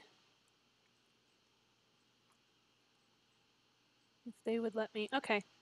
The one that I'm looking for apparently isn't there, so cool. Whatever. Back to the story. Okay. Yeah, it like especially around the bust. Yeah, well, I wasn't looking for the blue dress. What I was actually looking for was the outfit that we wore back in New York. Which, yeah, our bluebell is definitely in ballroom. Which I don't, yeah, I'm not gonna wear chiffon at a garden party. But yeah, I was looking for the, oh wait, is it this? There it is! Okay, that's what I was looking for. We'll wear that. Why not? We'll be the city girl at the country party. Alright, we'll do that. Oh, we have a line for this. Okay. Country style is a pretty broad term, right? I think you look great. Let's rock this place. Alright, cool. I've never done that before, so this is fun. Party time! Okay. You and Maxwell walk through the manor's halls. You see Hannah absorbed in a phone conversation by the window. Yes, I know. No, you've made yourself perfectly clear. Well, I've tried that. My etiquette has been fine. Uh-huh. There's still time. If I'm being honest, no, the prince isn't likely to choose me. Oh, guess who she's on the phone with? Maxwell, I'll catch you outside. No worries. I'll see you down there. Maxwell continues down the hallway, leaving you with Hannah. You walk up and tap her on the shoulder. I'm in my tough girl outfit. We're gonna fix some things. Oh, hello, Kira. I'm just on the phone with my mother. No, Mom, I'm not ignoring you. Kira just walked over to me. Yes, the one from New York. Ooh, you've been... Your mom knows about me? Ooh, she's been telling the parents about us. Oh, my parents follow the Cordonian news. Yes, Mom, I've tried gaining the court's favor. I've become friends with Prince Shamar. Right, I'm not here to befriend him. Hannah, so we can say, you've been amazing, it's not always about Prince Shamar, or your parents don't get to dictate your life. Guess what I'm gonna do? Your parents don't get to dictate your life. I've got my bad girl jacket on. We're gonna do this. You're your own person, and you have the final say in your life. Hannah covers the phone. Please tell me her mom heard us through the phone, because that'd be hysterical. You don't think I've tried telling them that? They don't listen. It's all about the family and the house with them. Yeah, well, too fucking bad. Hannah brings the phone back to her ear. Yes, Mom, I know you love me and only want what's best for me. Then, so we can say they should listen to you or tell them what's best for you. No, then they should listen to you. If you've already tried to tell them, if they love you, they need to listen to you. You're a grown-ass woman, Hannah. But tell them how you really feel. Hannah contemplatively looks at her phone. People do a lot of things contemplatively in this. She hesitates. You can do it. And now she's angry. Mother, there's more to my life than fulfilling your wishes. I've done everything you've ever told me to do, and it's made me miserable. If you really want me to be happy, then you have to let me figure out what that means for me. Goddamn right. There you go, Hannah. Okay, we're making progress. Oh, Hannah hangs up. She just mic dropped on her own mom, y'all. Yes! Go, Hannah! Oh, man, we have gotten her in so much trouble, but it's so good. Oh, my God. Okay, yeah, screw your parents, Hannah. Apparently, particularly, screw your mother. Hannah, you stood up to them. You can say, I'm so proud of you, or that was hot. Oh, wrong timing. Wrong timing for that. Hannah, I'm so proud of you. Wrong timing to say hot. That's, I'm proud of me, too. That felt amazing. I can't believe I stood up to them. Oh my goodness, I can't believe I said those things to my mother. She's gonna be so furious. Wow, and it didn't even take a song by the Mountain Goats like it does in real life. You know what? We can say she'll come around or screw her. Ooh, okay, how judgy do I want to be here? Honestly, I don't believe she's gonna come around. So, you know what? Screw her. This is my mother we're talking about. Yeah, well, too bad. Sometimes the people closest to us are the ones that can hurt us the most. Maybe you're right. I need to stay strong even when she pushes it back. It is my life. Exactly. You know, that was kind of nice. Thanks for helping me do that. Hey, you had the courage to follow through. There's strength in numbers. I mean, this is true. Though, I think I've delayed both of us long enough. The party will survive without us, but not for long. Then let's get down there. You and Hannah head downstairs and exit the manor. Outside, Maxwell finds you. Kira, Hannah, there you are. Shall we make our grand entrance? Yeah, now I'm late again, thanks. The three of you walk over to the grounds where nobles mingle on the lawn. We're mingling now, okay. The lawn is lively and festive with a variety of games and activities set up. You see croquet, badminton, and archery. Whoa, archery, you're seriously going to give people weapons around the royal family? This is a bad move. Y'all, come on. Not bad. Could use more music, but that archery looks pretty sweet. Oh, please keep Maxwell away from the pointy objects. Not to mention dangerous. Yeah, thank you, Hannah. Prince Shamar finds your group among the crowd and joins you. Good to see you all. Looks like Maxwell set its sights on archery, huh? You think they'll let me shoot an apple off someone's head? Apple reference, take a drink. Also, no, Maxwell, I don't think they'll let you do that. I don't think that's a good idea. Thank you, Hannah. Heck, I bet I can do it blindfolded. I saw it in a video once. Oh, please, God, no. I always wanted to get into archery when I was younger, but having a shoulder that pops out wasn't a great start. No, probably not. And I actually can't imagine that being particularly good on your fingers either. Ooh. Oh, owie. That makes me cringe just thinking about it. Maxwell runs off toward the archery range. Someone please stop him. Someone. Anyone. I guess we know how Diddy Kong's third wife dies. Yeah, exactly. Maxwell! Oh. You can say, I'm sure he'll be fine, or I'll call the paramedics. I'll call the paramedics. I sincerely hope that won't be necessary. Yeah, so do I, but one must be prepared. Hannah looks between you and Shamar. I'll keep him from hurting anyone. You two enjoy yourselves. Damn, Hannah, you're a good friend. That'd be appreciated. Hannah follows Maxwell, who's already asking an archer for her bow. Please God, no. Are you any good at playing ring toss? Ring toss? We can say, I can beat you with my eyes closed, or I'm more of a beginner. I can beat you with my eyes closed. Ha! Let's see if you can deliver on that promise. You and Shamar walk over to the ring toss station, grab some rings, and line up at the tossing line. About 20 feet ahead stands a center peg surrounded by 4 smaller pegs. The center peg is worth 2 points. Peripheral pegs are worth 1 point. We each get 3 tosses. So, who should go first? Ladies first or princes first? And princes first, I guess. I don't know. Let's go with that. Then I shall set the standard. Okay, dude.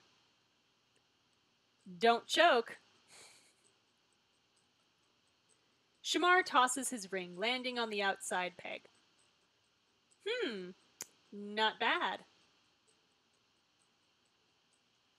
I'm a bit rusty, but points are points. Your turn.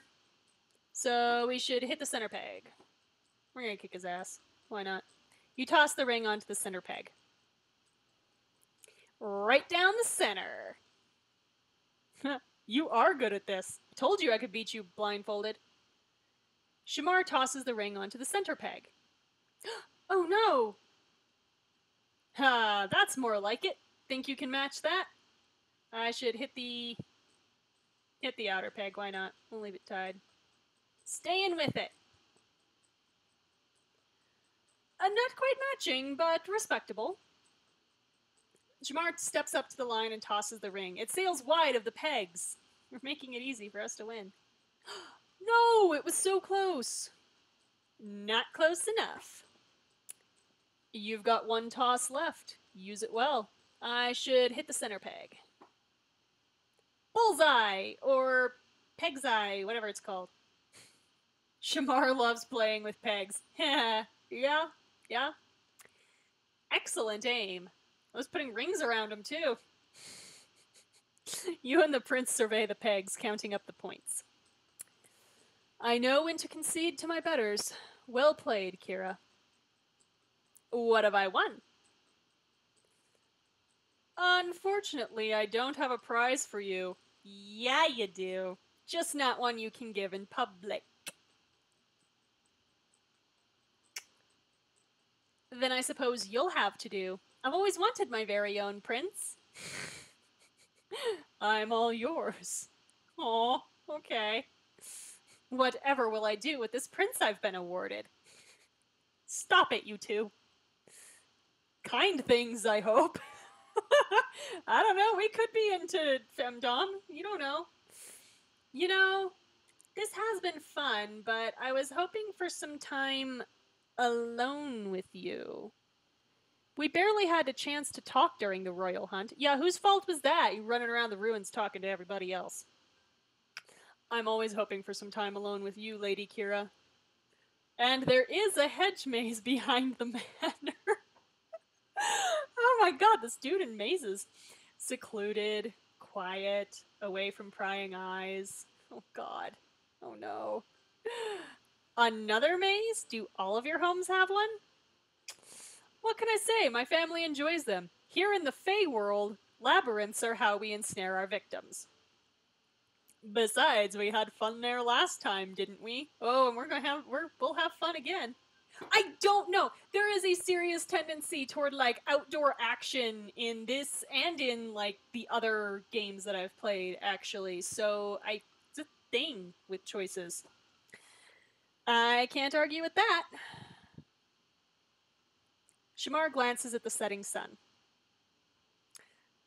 Of course, we might not be able to go there. The country games are coming to an end, and I'm giving the opening remarks at the dinner that's to follow. Yeah, well, I'm always late, so, you know, you're royalty, you're never late. So, you know, I've paid the money. Convince the prince to take a detour with us. Why not? Who's to say the hedge maze isn't on the way to dinner? We are constantly encouraging delinquency in the monarchy. It's wonderful. You're bad. I prefer efficient. This is the opposite of efficient. This is inefficient. Uh-huh. Come along then. Oh dear. Okay, here we go. Shamar leads you around the grounds and you pop into the hedge maze. There is no good phrasing here. Okay. Alright, we pop into the hedge maze. Shamar leads you through a maze of flower-covered arches. A soft breeze rustles over the hedges, picking up the sweet scent of roses. Aw, purty. That's better. Somehow when I'm alone with you, I feel so much more like myself. Yeah, because I'm not waiting with like a pen and paper or, to take over your country that you know of. The prince picks you up and swings you in a circle. Aw. Yeah, exactly. Pop goes something. My best self, perhaps. Aw. You're happy today. I'm always happy when I'm with you, Lady Kira. Yeah, I hope you don't fall into the bushes. The thorns would really kill the mood. Yeah, no shit. Ouch. And what about yourself? Do you find yourself enjoying the time we spend together? Shamar, so we can say I enjoy it very much, or I'd enjoy it more if you kissed me. Kissing's an option. Take a drink. And do you remember that we always kiss the prince? There's a prince here. He's in need of some kissing. I'd enjoy it more if you kissed me. You're always full of brilliant ideas. Shamar leans down and sweetly kisses you. His lips linger on yours before he finally pulls away.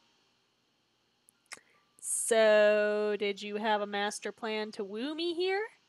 Woo. Okay. I thought we'd take a stroll, get lost in the maze, and never find our way out. Okay. So this is all a plan to spend an eternity with me. I told you. This is how the Fae trap their victims. Precisely. Eternity with you, so we can say, can't say that I mind, or does it have to be in a hedge maze? Oh, eternity with you, can't say that I mind. I know, woo, we're being wooed. You're too good to me. Cannibalize each other, die of dehydration. No, he's a Fae. He's a Fae. He's harder to kill than that. He'll be fine. I will die. I've been thinking about the future after the coronation. I've been trying to imagine what sort of queen you might be if we were to wed. If we were to wed? That's how you put this? Okay. Oh, what sort of queen? Usually you don't talk so freely about the future. Maybe today I want to. Wow, making progress, okay. Kira, I asked you before what you think my moniker would be as king. Yeah, I remember we called him King Sexy. What do you think yours might be? Queen Kira the Fierce? Queen Kira the Whimsical? A dancing queen? I mean, it's possible. I'd be Queen Kira, so we can say the Great, the Wise, or the Extremely Hot. Well, we called him King Shamar the Sexy, so I think we have to be Queen Kira the Extremely Hot. I mean, we've set a standard. We might as well keep up with it. So your plan as queen is to stand around and look hot. I mean, that's pretty much all I'm good for. I have no training. No, I do all sorts of things. But people would look back on all the causes I championed and think, that queen did everything in style. Shamar laughs. Alright, so what causes are we talking about? What would Queen Kira the Extremely Hot champion in Cordonia? I would champion, so we can say, an end to poverty, excellent and affordable education for all, or swift revenge against our enemies. Ooh, Obviously not swift revenge. An end to poverty or excellent and affordable education. I feel like between those two, each one is kind of going to inform the other. Because if you end poverty, then education, like more people are going to have access to education. But if you offer education, it's not actually guaranteed that they're going to get out of poverty. I mean, ask anybody with, useless master's degree or something that they haven't been able to find a job with. So I would champion an end to poverty. Why not? A noble cause. It won't be easy, but I'd want to live in your Cordonia. Yeah, I bet you want to live in my Cordonia. Thank you. For a moment, you smile together, looking into the maze. At this inexplicable thing here. Swing here. Having gay people in this book that aren't the option you're supposed to choose second. Yeah. Yeah, that would also be a thing that one could champion. Yeah. Okay. Hey, Shamar. Hey, Kira. Will you push me on the swing? My pleasure. You sit in the swing and Shamar gently swings you. This hedge maze is similar to the one at the palace, but it's always felt so different to me here. How so? I know. Kira, Shamar, Kira, Shamar, stop! The country manor has a special place in my heart. My brother and I used to come here often as children. The rules were a bit more relaxed here. Yeah? How about your mom? So you mean you only had formal dinners every other night? Heh, pretty much. My brother and I were allowed to wear plain clothes and run rampant in the hillside. When we were here, we didn't have to worry about photographers or curious Cordonians trying to get a glimpse of us. For a short time, at least, we were allowed to just be children. That sounds wonderful, or like you didn't get much of a childhood. Aw. Let's not judge his childhood. That sounds wonderful. Let's just We looked forward to our summers here every year. My brother and I never wanted to leave. Once, when I was very young, I hid in the basement when it was time to go. My brother and parents had to search the entire grounds to find me. Aww. I would have been in a great deal of trouble, except my brother took all the blame. He told my parents that we'd been playing hide and seek and he simply couldn't find me. So they scolded him for starting a game too close to the time we were meant to leave, but they couldn't do much else. What a good big brother. He's always looking out for me. I told him I didn't want him to get in trouble for it. He told me that he was always in trouble anyway, so a little more didn't matter. A duck in the pond doesn't mind the rain, he said. It's already wet. There's logic there, I guess. Someday I hope you get to meet my brother. Well, if we do end up getting married, I would think we will meet him eventually, yes. I'd like that. What were you like as a child? So we can say, I was good as gold, nothing but trouble, or always looking for an adventure. Yeah, the duck gets struck by lightning. Yeah. We have the history of always looking for an adventure. Yeah, then nothing's changed. You're the most adventurous person I know. I know, we keep trying to get you into trouble. Shamar slows the swing to a stop. Leaning over, he wraps his arms around your waist. How high up is this swing? It's what I like best about you. I should tell him to keep pushing or lean back into him. I know what they mean, but phrasing, y'all, phrasing. Lean back into him, by the way. You lean back into Shamar, resting your head on his shoulder. Is that all you like about me? There's plenty more to you. Yes, boobs and a butt. Shamar tightens his embrace, pulling you against his chest. Aw. I should kiss him or rest against him. Kissing's an option. Take a drink.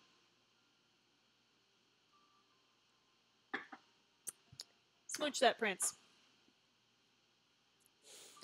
Looking up, you cup his cheek and pull him over, resting your lips against his.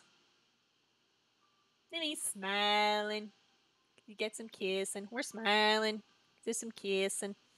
As he pulls away, he laughs. What are you laughing about? I'm just so happy. Oh, these people are never happy. All of these people, we're like the only person who makes them happy, and it's very sad. You do seem different today. Lighter, more carefree. And you usually don't talk about spending eternity with me, or even what'll happen after the social season.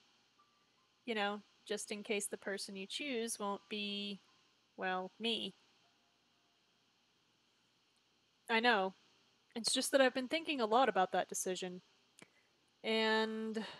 Whoa, hey, whoa, whoa. And? Hmm. And I shouldn't say anything official yet. Not until I have the approval of my parents in the court. Now remember, we've been currying favor. We're looked favorably upon. Which won't be for a few days. But I want you to know that I can't wait for the coronation. I can't wait either. From outside the hedges, you can hear the echoing chimes of bells. And that would be the official signal to end the games and assemble for dinner. Aw, so you mean we have to stop our games too? Aw, so soon? I say we stay here, or will you think of me? Whoa, that's clingy.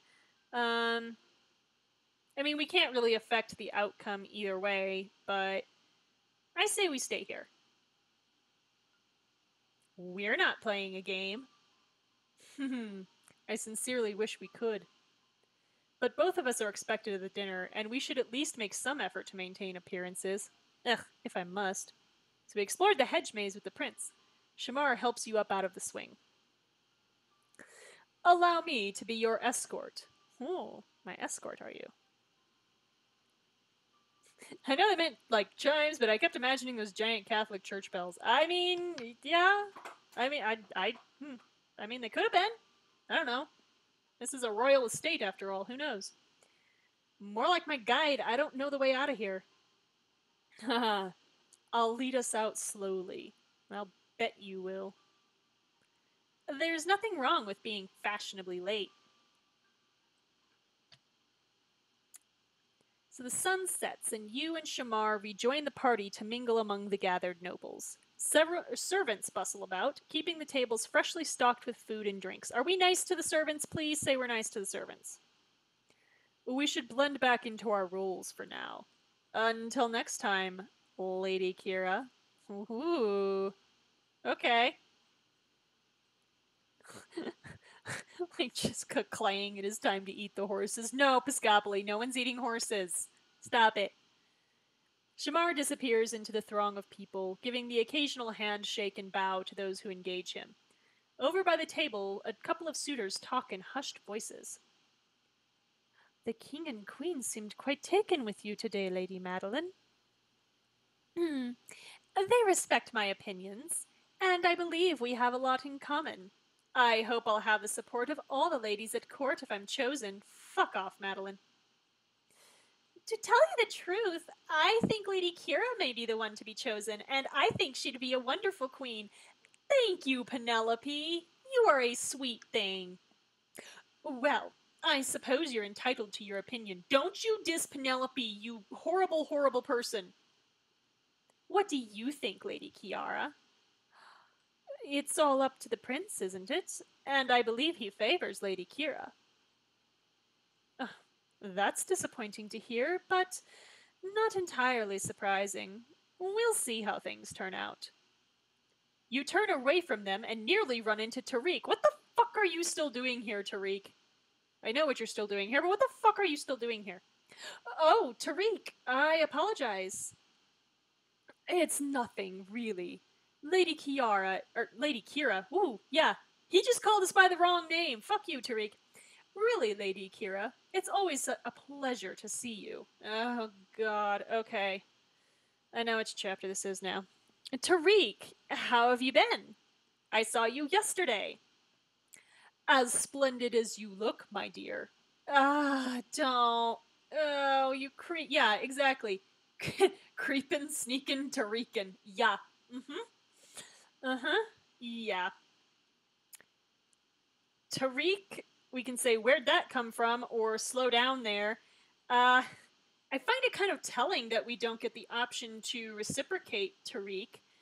Um, but yeah, Tariq, where'd that come from? It came from the deepest recesses of my being. Oh my god, please stop. Please, for the love of God, stop. This event can hardly bear a star as bright as yours. We have seen you like 3 times. What the hell? As fast as shit went with Shamar and Drake and even Hannah, Tariq is like 0 to 100 in 2 seconds flat. What the hell is going on, my man? Please go away. Thanks? This is the one time when I'd be like, Drake, I'm happy to see you. It fills me with such joy to hear you say that. Yeah, no shit, I do want to throw a drink at him. I kind of do. You know, I have to tell you, after speaking with the other ladies here, I find myself having such an appreciation for you. Yeah, you appreciate me the way Pepe Le Pew appreciated that cat. Ugh. Really? Kira, just excuse yourself. Go, like, run to Hannah, run to Maxwell, run to Drake if you have to, run to literally anybody. Maybe not Olivia. I don't know, maybe Olivia. Because I feel like this is like the one situation where Olivia might be an advantage. You know, shit, stranger danger, go away, we've met twice. But like, if you ran to Olivia, for everything that I don't like about her, I do kind of feel like this would be one situation where she'd be like, no, fuck off, Tariq. Like, I don't think she would actually leave us in a situation like this. Madeline would. Olivia, I don't think so. Yes. You're a breath of fresh New York air. You have never been to New York, have you? That whole time you were in New York, did you ever experience fresh air in New York City? Because I know you didn't go around New York State. So did you ever experience fresh air in New York City? I promise you didn't. My man, please go away. I don't think anyone says that. Thank you, Kira. The other suitors are absolutely boring. Only one only talks about her dogs, another merely sulks, and don't get me started on Olivia. Hey, wait, if Olivia's not the sulky one, who's the sulky one, you asshole? Also, what the hell are you doing, like, eyeballing the suitors? You know, shit, you smell like piss and garbage. Please, go away! Stop talking to... Ugh! Ugh, this conversation is so cringy. The other suitors, we can say, each have their charms or aren't the easiest to hang out with. There's really only like 2 that aren't easy to hang out with, so the other suitors each have their charms. If they do, I've yet to find them. Well, Lottie fucking da for you, Tariq. I don't care if you like them. The other suitors have good breeding, wealth, and manners, and Hannah has literally every skill in the world and can kill you with her pinky. But they're absolutely dull.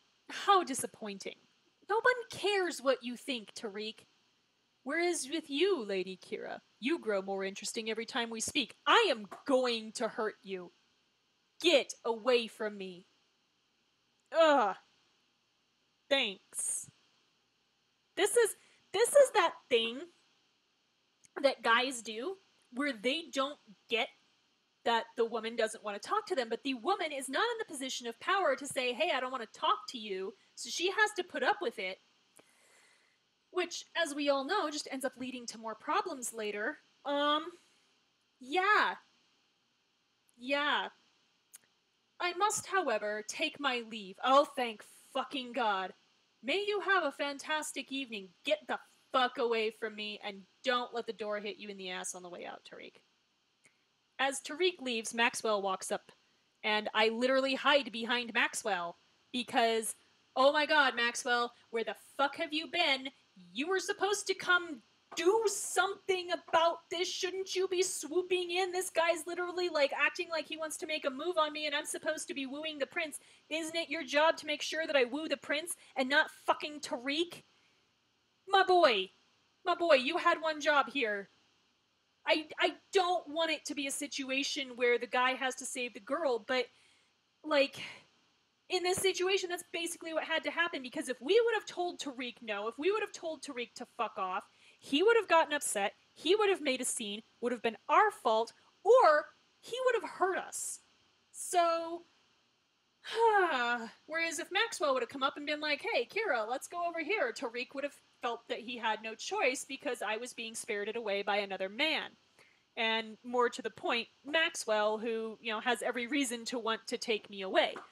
Even Drake would have been a better option than standing there and having that god-awful conversation with Tariq. Okay. Yeah. All right.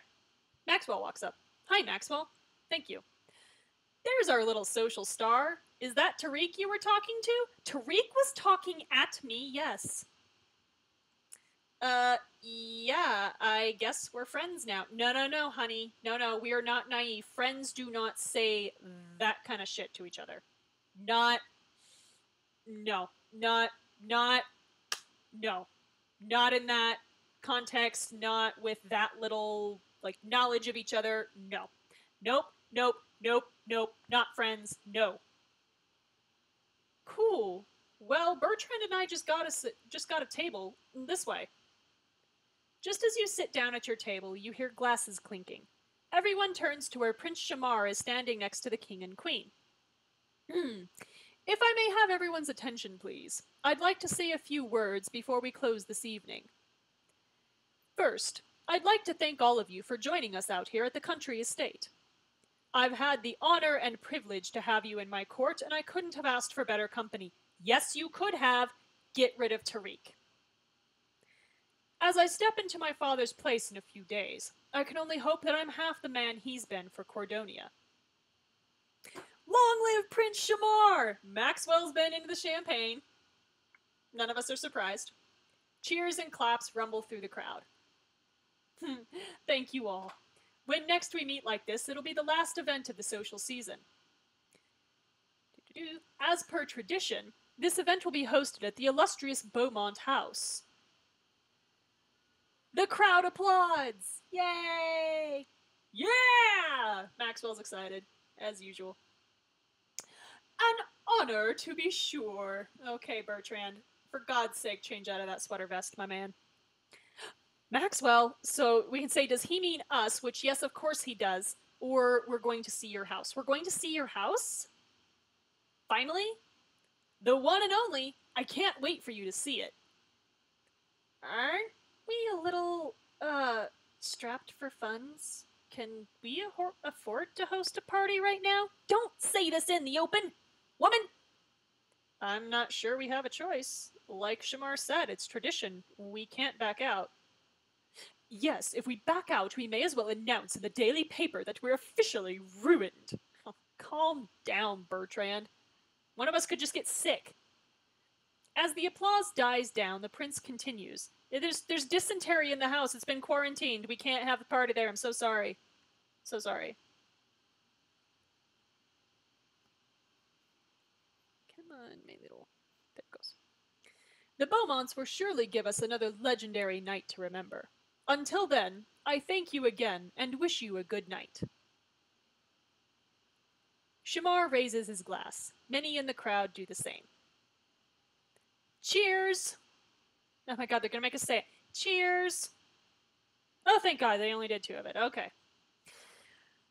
Okay, so, if the incredible amount of foreshadowing did not tell you what's about to happen, I am here to deliver for you a content warning, a trigger warning. If sexual assault is a thing for you, you might want to come back in a few minutes. Because, yeah, it's not in a diamond scene, so it can't be really graphic, and even the diamond scenes don't get, specific with language or anything. But there is unwanted contact, and consent is ignored. So, yeah, if that's a thing for you, I will catch you back in a couple minutes. If you check back, it'll be, yeah, go for it. I'll see you back in a few minutes. Okay. That night, you're back in your room after the evening's events, just changing out of your outfit when you hear someone enter your room. So yeah, here we are in our underwear. Look who it is! Who here is surprised that it's Tariq? No one! No one! with his creepy-ass behavior is surprised that this is Tariq. Okay, I can do this. Honest to God, you guys, the first time that I played this through, it really bothered me, so we're gonna see how this ends. Good lord! Kira! Disrobing in my room! What a forward gesture! Fuck you! Fuck you, Tariq, this is my room. Your room, but... Oh, please don't misunderstand. I'm not upset, I'm just surprised. I suspected, but I never thought this would happen so soon. Oh god, cringe, cringe, cringe. Okay, we're gonna go. We're just gonna run. Tariq, wait. We are still standing here in our underwear. Literally, my first move would be to grab my clothes and put them back on, so this is kind of weird. Tariq takes your hand and places it on his heart. Yeah, like, seriously, I would just put my clothes back on. Or, you know, at least try to, like, quickly grab a shirt or something, anything. I wouldn't just stand there in my underwear. I'm comfortable with my body, and I still wouldn't do that, because I don't fucking know you, Tariq. Especially when he starts doing this shit. Tariq takes your hand and places it on his heart. No, I must say this. Your feelings are most ardently returned. No, they're not. No, they're not, Tariq, because my disgust is not ardently returned. Also, let the fuck go of my hand, you creepy, creepy man. You've thoroughly enchanted me, just as you enchant everyone you come across. And now I know you feel the same way about me. No! No! No! No, no! Because even if this were, like, somehow his room, even, like, us being... This is not consent. Clothing is not consent. Clothing is not consent, people. Fuck you, Tariq. Fuck you. Oh my god. Tariq, let the fuck go of my hand. Before you can say anything, Tariq leans in to kiss you. What? No. No, no. Yeah, because now we're like, oh fuck, I can't do anything. He thinks this is his room. Alright. Just then, the door is thrown open, and you see... Okay. So now we're relatively safe now. Alright. Get away from her! And this is why I have a problem with this scene. Apart from the fact that there's no trigger warning, I'm actually kind of surprised that I got through this. Yay. Apart from the fact that there's no trigger warning, this scene exists entirely for Drake to walk in here and play the White Knight. And save us from Tariq. Which is what Maxwell's fucking job was all the way back in the dinner. So, yes, fucking really they are doing this plotline, and it pisses me off. Because they know that Drake is so god-awful that anyone with half a brain would not actually want to pursue a relationship with him unless he did something like this. Drake's really a good guy. Look, he swans in to save us. Fuck you. Fuck Tariq. Fuck whoever came up with this plotline to put it in this type of book. No.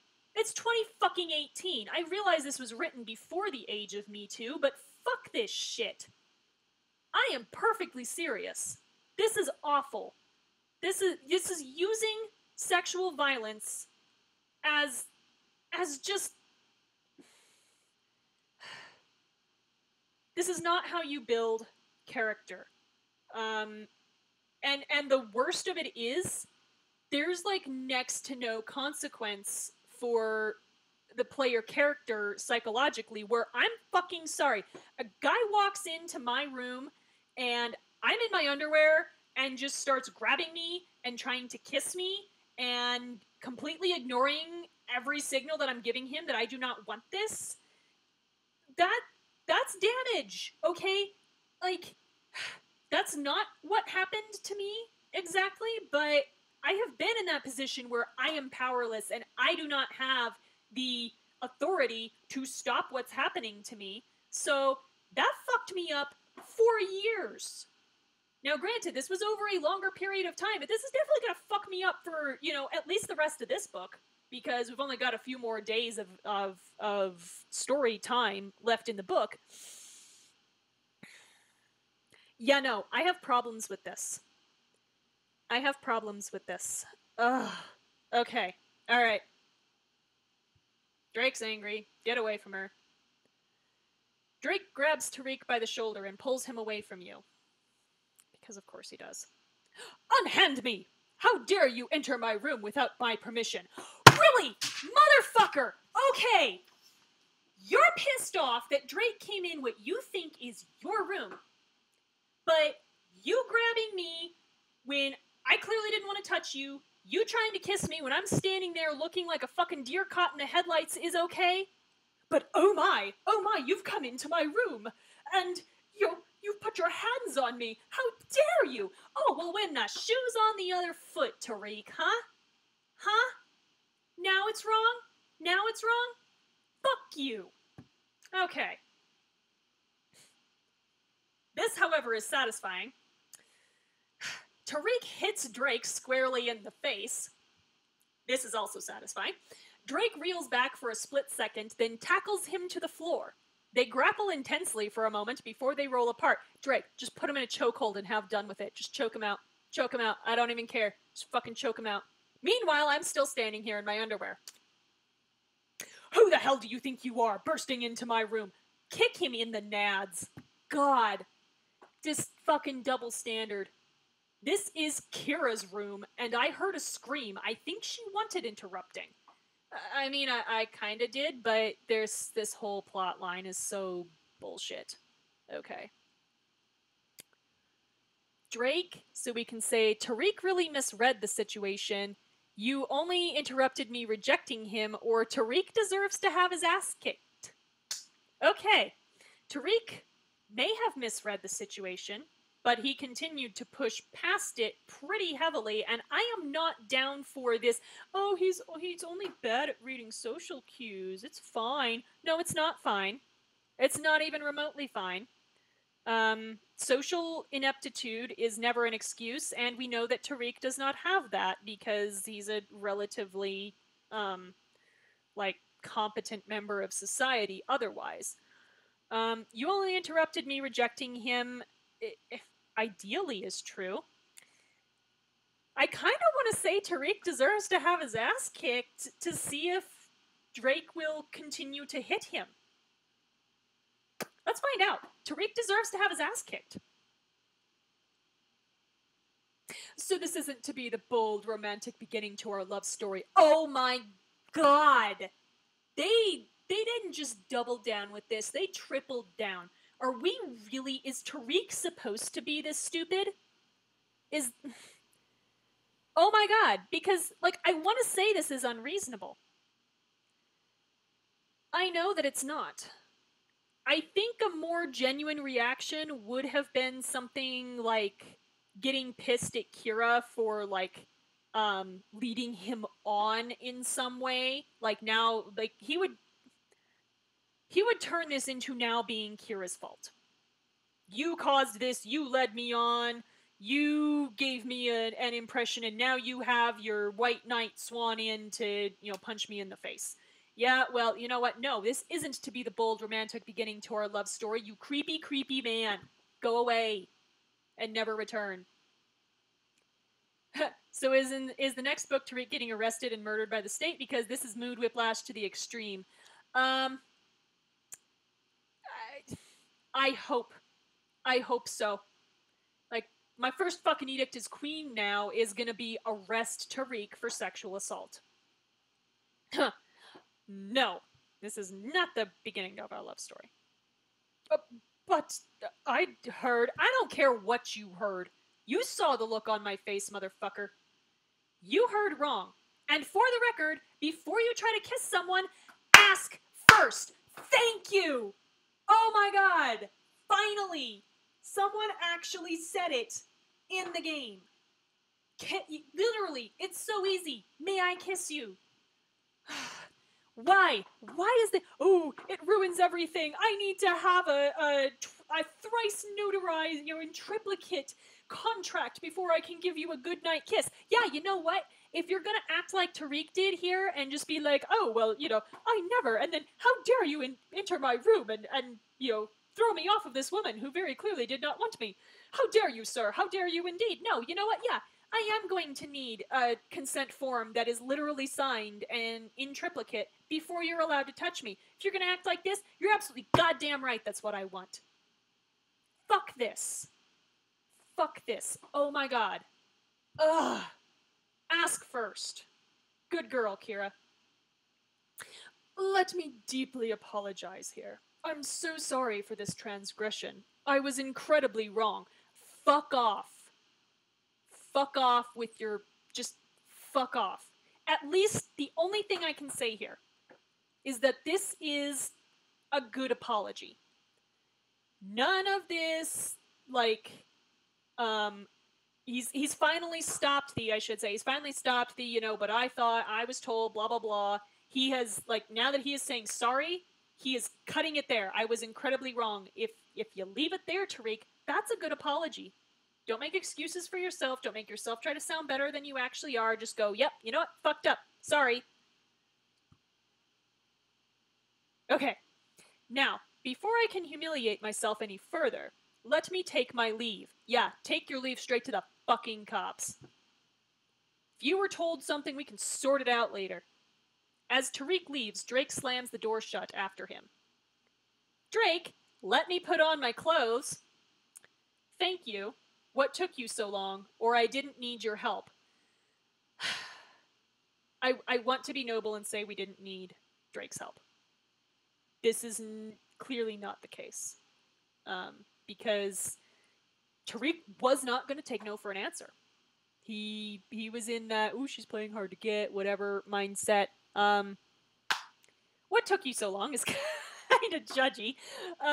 So let's just be genuine and say thank you, Drake. Thank you. For God's sake.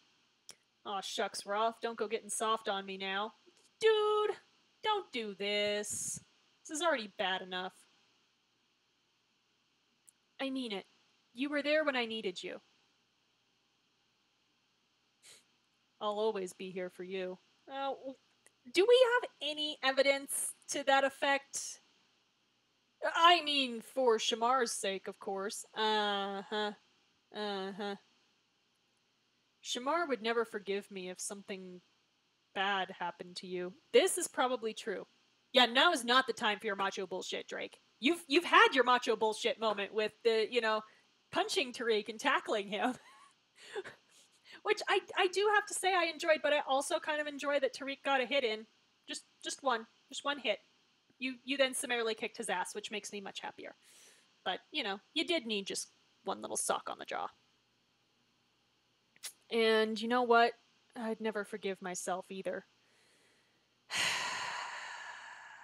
See, this scene is why I said that, like, I couldn't quite hate Drake because I knew stuff that he was going to do later.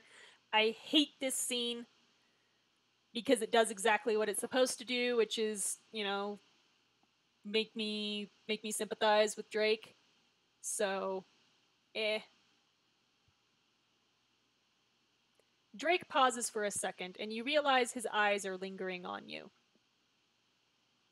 Roth? What? You're seriously gonna tell me you oh god. Looking down, you realize you're still in your underwear. No, you don't forget that you're still in your underwear while something like this is happening. Literally, thing one on your mind is, oh my god, I'm still in my underwear. Because that leaves you incredibly vulnerable. So yeah. Oh! You quickly throw on the clothes you were wearing. Anyway, you can see why it looked bad. I heard a scream, saw you half naked with Tariq all over you.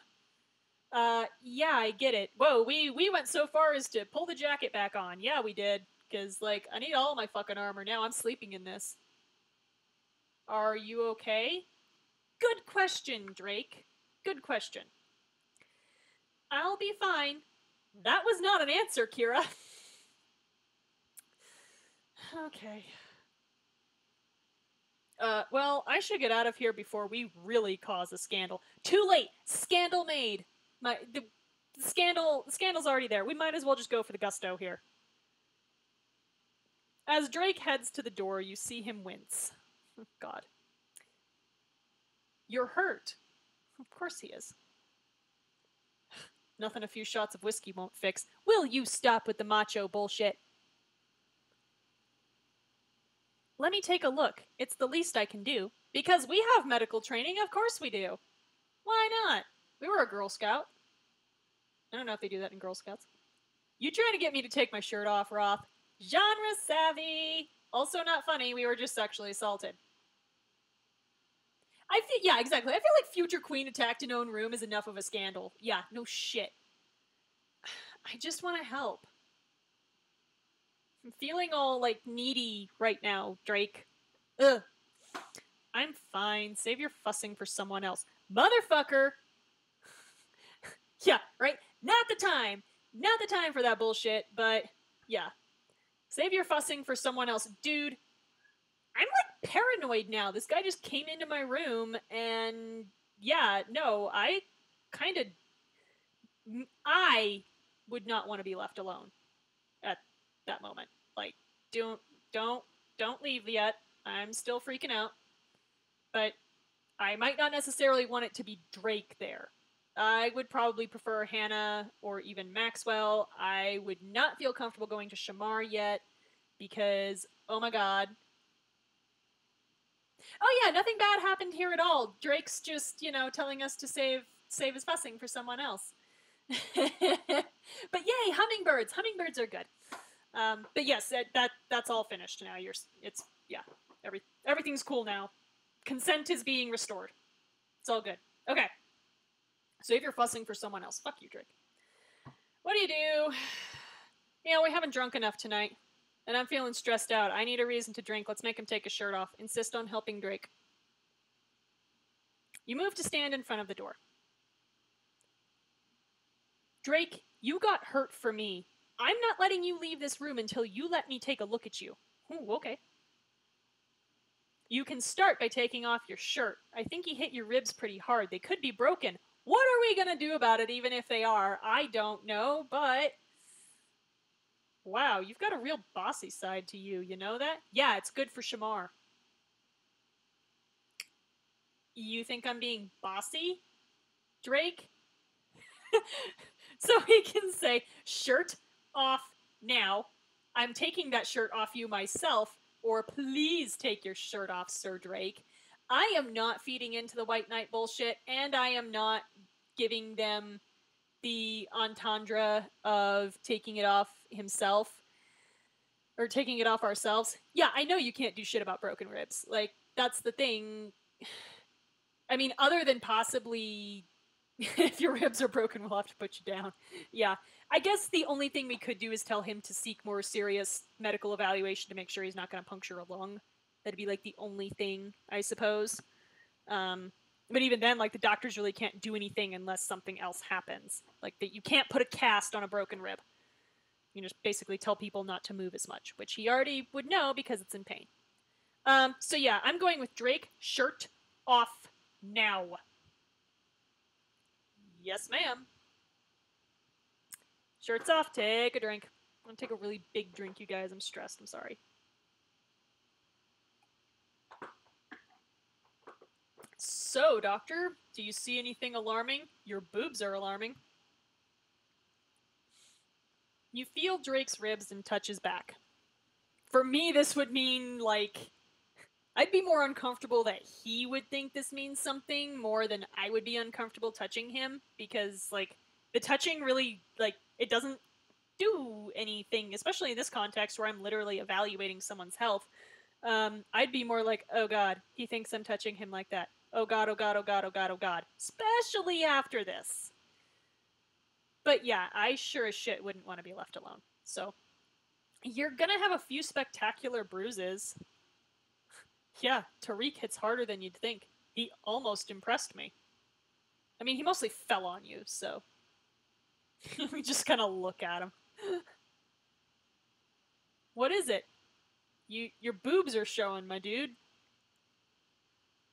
I can't believe so we can say you got hurt because of me or you lost a fight to Tariq. Yeah, not the time.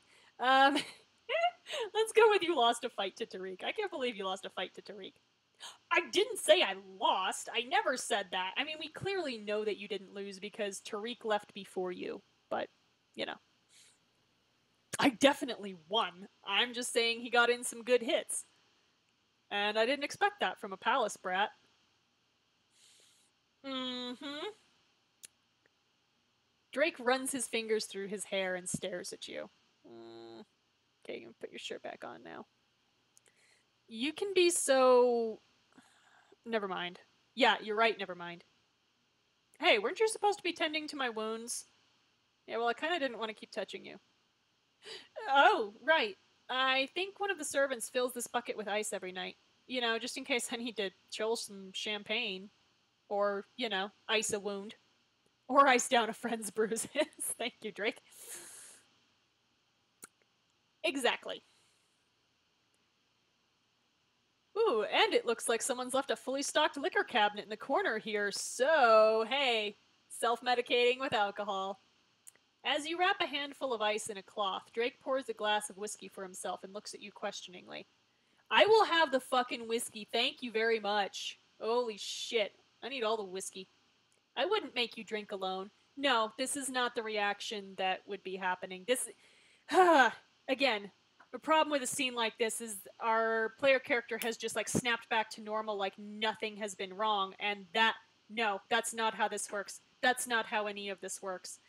I realize it's a fantasy and it's supposed to, but no, this is why I have a problem with including these scenes, is that it's not given the respect and the gravitas that it should be, and is just used flippantly to progress somebody else's character. I mean, you might as well fucking fridge her at this point. I wouldn't make you drink alone. Thanks. Drake downs his glass as you press the cloth filled with ice to his bruises. Hey, that hurts! I should be more gentle or press as firmly as before. Part of me wants to be a jerk and press as firmly as before. However, when someone tells you something hurts, you don't ignore them, so I should be more gentle. Don't know why it hurts. So, is that better? Actually, yeah. Didn't realize you could be so gentle, Roth. Shut up. Not the moment. Exactly, it's fantasy, which is why it shouldn't have happened. Period, end of story. This is a horrible thing to include in a wish fulfillment type of game. I've got a gentle side. You just don't see it very often. Yeah, because people are like trying to sexually assault me in my own room. It's fine. I could stand to see more of it. I could stand to see more of you not being an asshole, but we can't all get what we want. Drake turns and catches your eye. After a second, he looks down. Thank you. Whoa, holy shit, we got a thank you out of Drake. Okay. Drake looks away and pours himself another finger of whiskey. That's just a weird phrase. I know I don't act very grateful for anything most of the time, but I do care about you. Yeah, no shit, I could stand to see less of your boobs, bro. Just put those away. Drake, so we can say, most of the time you act like you hate me. I knew it, or I care about you too. I'm certainly not going to say I care about you too. I knew it is a little too chipper for everything that we've just been through. Yeah, please stop flirting with me after I almost got assaulted.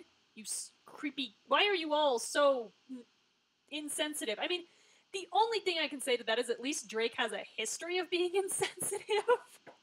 So, like, I kind of expect that Drake wouldn't get it. It just bothers me that the player character doesn't seem to either. Ugh. Yeah, I would not be surprised if this part was written by a man. I would actually be shocked if it wasn't. It's either that or it's somebody who somehow... Yeah, women totally just want to be chased and saved, right? Like, it's either that or it's somehow a woman who has no history of sexual assault in her life or in any of her close friends' lives that she knows about. And I say that because she probably knows at least one woman who's been assaulted. Um, because yeah, no, this is not. This is again, I have problems with Drake's character, and this is one of the reasons. This is what they use to basically make him a contender, and it's not right. This is not how you do this. Okay, Drake, most of the time you act like you hate me. It's completely true. I do not. Drake. Okay, I do, don't I? Well, at least you fucking admitted it. It's not personal, it's just easier that way. Oh, I'm so glad it's easier for you to be a jerk. God. Easier? How?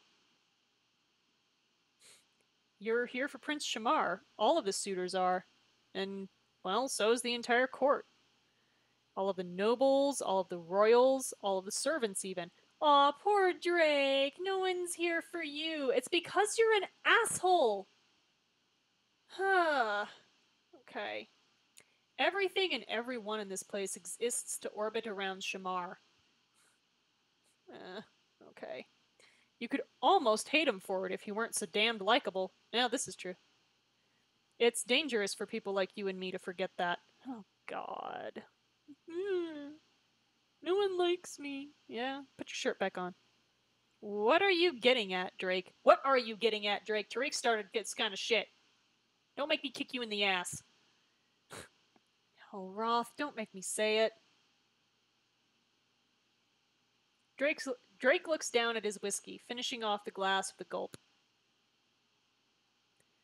If we'd met somewhere else, anywhere else, at a club in New York or in an airport or at a party, if you hadn't been our waitress that night and I hadn't been sitting next to Shamar, do you think all of this, do you think it could have been different between us? Yeah, I sure wouldn't have kept your ass around because you're an asshole. Drake, so we can say I'm here for Shamar, or it would have been different. Unfortunately, if I say it would have been different, they won't let me continue with I'd have kicked your ass to the curb. So, Drake, I'm here for Shamar. Stop hitting on me. I know. I'm sorry. Who talks to people at airports? Yeah, right? I'm sorry. What am I doing? I need to go. Yeah, you kinda do. But send Hannah. Just send Hannah, please. Thank you. Drake stands and heads toward the door. I should tell him goodnight, reach out to hold him, or remind him to put his shirt on. Remind him to put his shirt on. Put your shirt back on, boy. I think you're forgetting something. Oh, right. Yeah, don't walk out of here shirtless. There's so much scandal happening right now. Drake pulls his shirt back on quickly. You're losing your edge, Drake. We treated Drake's wounds after the fight. Yay. Yes, put your shirt on, boy. You have that effect on me. And just to be clear, I don't like it. Yeah, why is Drake not a suitable romantic partner? Oh yeah, because he doesn't like the effect we have on him. Ugh. And for all our sakes, lock your door this time. Fuck you! Huh. What is it? Drake pauses and examines your door with curiosity and confusion. Roth, there's no lock on your door handle. Yeah, so do you think you could have held off on that judgy bullshit of make sure you lock your door? Take a drink.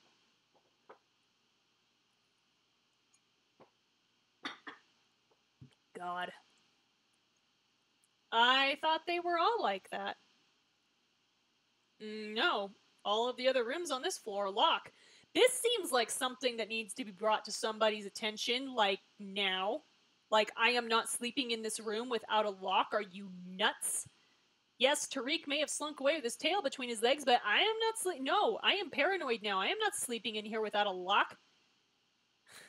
This is like the one time when I'd be like, Drake, you need to like stay outside, like right outside the room, as my like little guard dog, because now I'm freaked out.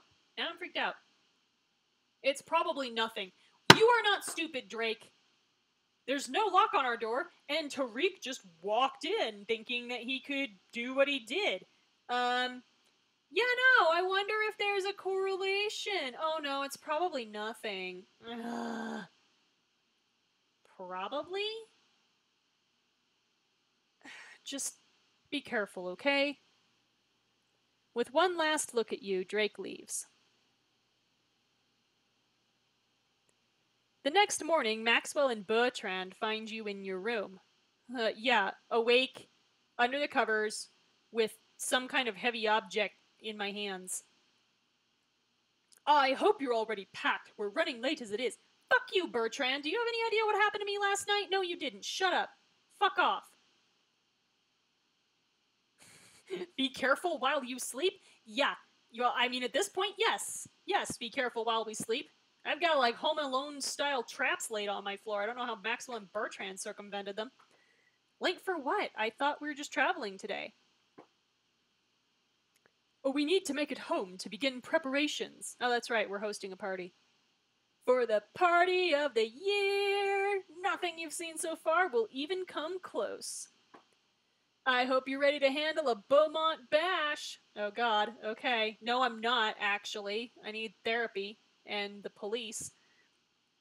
And even more importantly, this time you'll have all the advantages of hosting the royal court. Ooh, nice. Tell me more. You'll be able to set the seating arrangements, have first claim on the prince, and dictate the rules of the evening. Fantastic! Tariq's not invited. Yeah, mood whiplash, no shit. Okay. Huh, now I really can't wait. I get a lock on my door, right? Okay. It's the end of the chapter. What does the legendary Beaumont Bash hold in store for you? Find out in the next chapter. Okay. That was fun. Huh. Yeah, so got to see one of my least favorite tropes in all of tropedom, especially in Romance Land, and I am here to tell you, good chunk of romance writers know how problematic that trope is and don't use it. The rule is Tariq gets stomped to death by the guests. Yeah. Yeah, exactly. So yeah, they responsible romance writers, of which there are many, do not use that trope. And they certainly don't snap back to like everything's fine. If they use it, they are using it to make the point that this shit causes harm. So, yeah, writers, if you are ever tempted to use this trope to make your asshole third wheel look like less of an asshole because he swooped in to save you, seriously reconsider why that needs to be the way that your asshole third wheel somehow becomes palatable. Because if that's the only thing, you need to rework your asshole third wheel to be less asshole-ish. So yeah. We will be back on Monday with more of this. There will be no more incidents like this one for the rest of the book. I know that for sure. So we'll all be safe. I am going to slam my drink because I need to self-medicate now.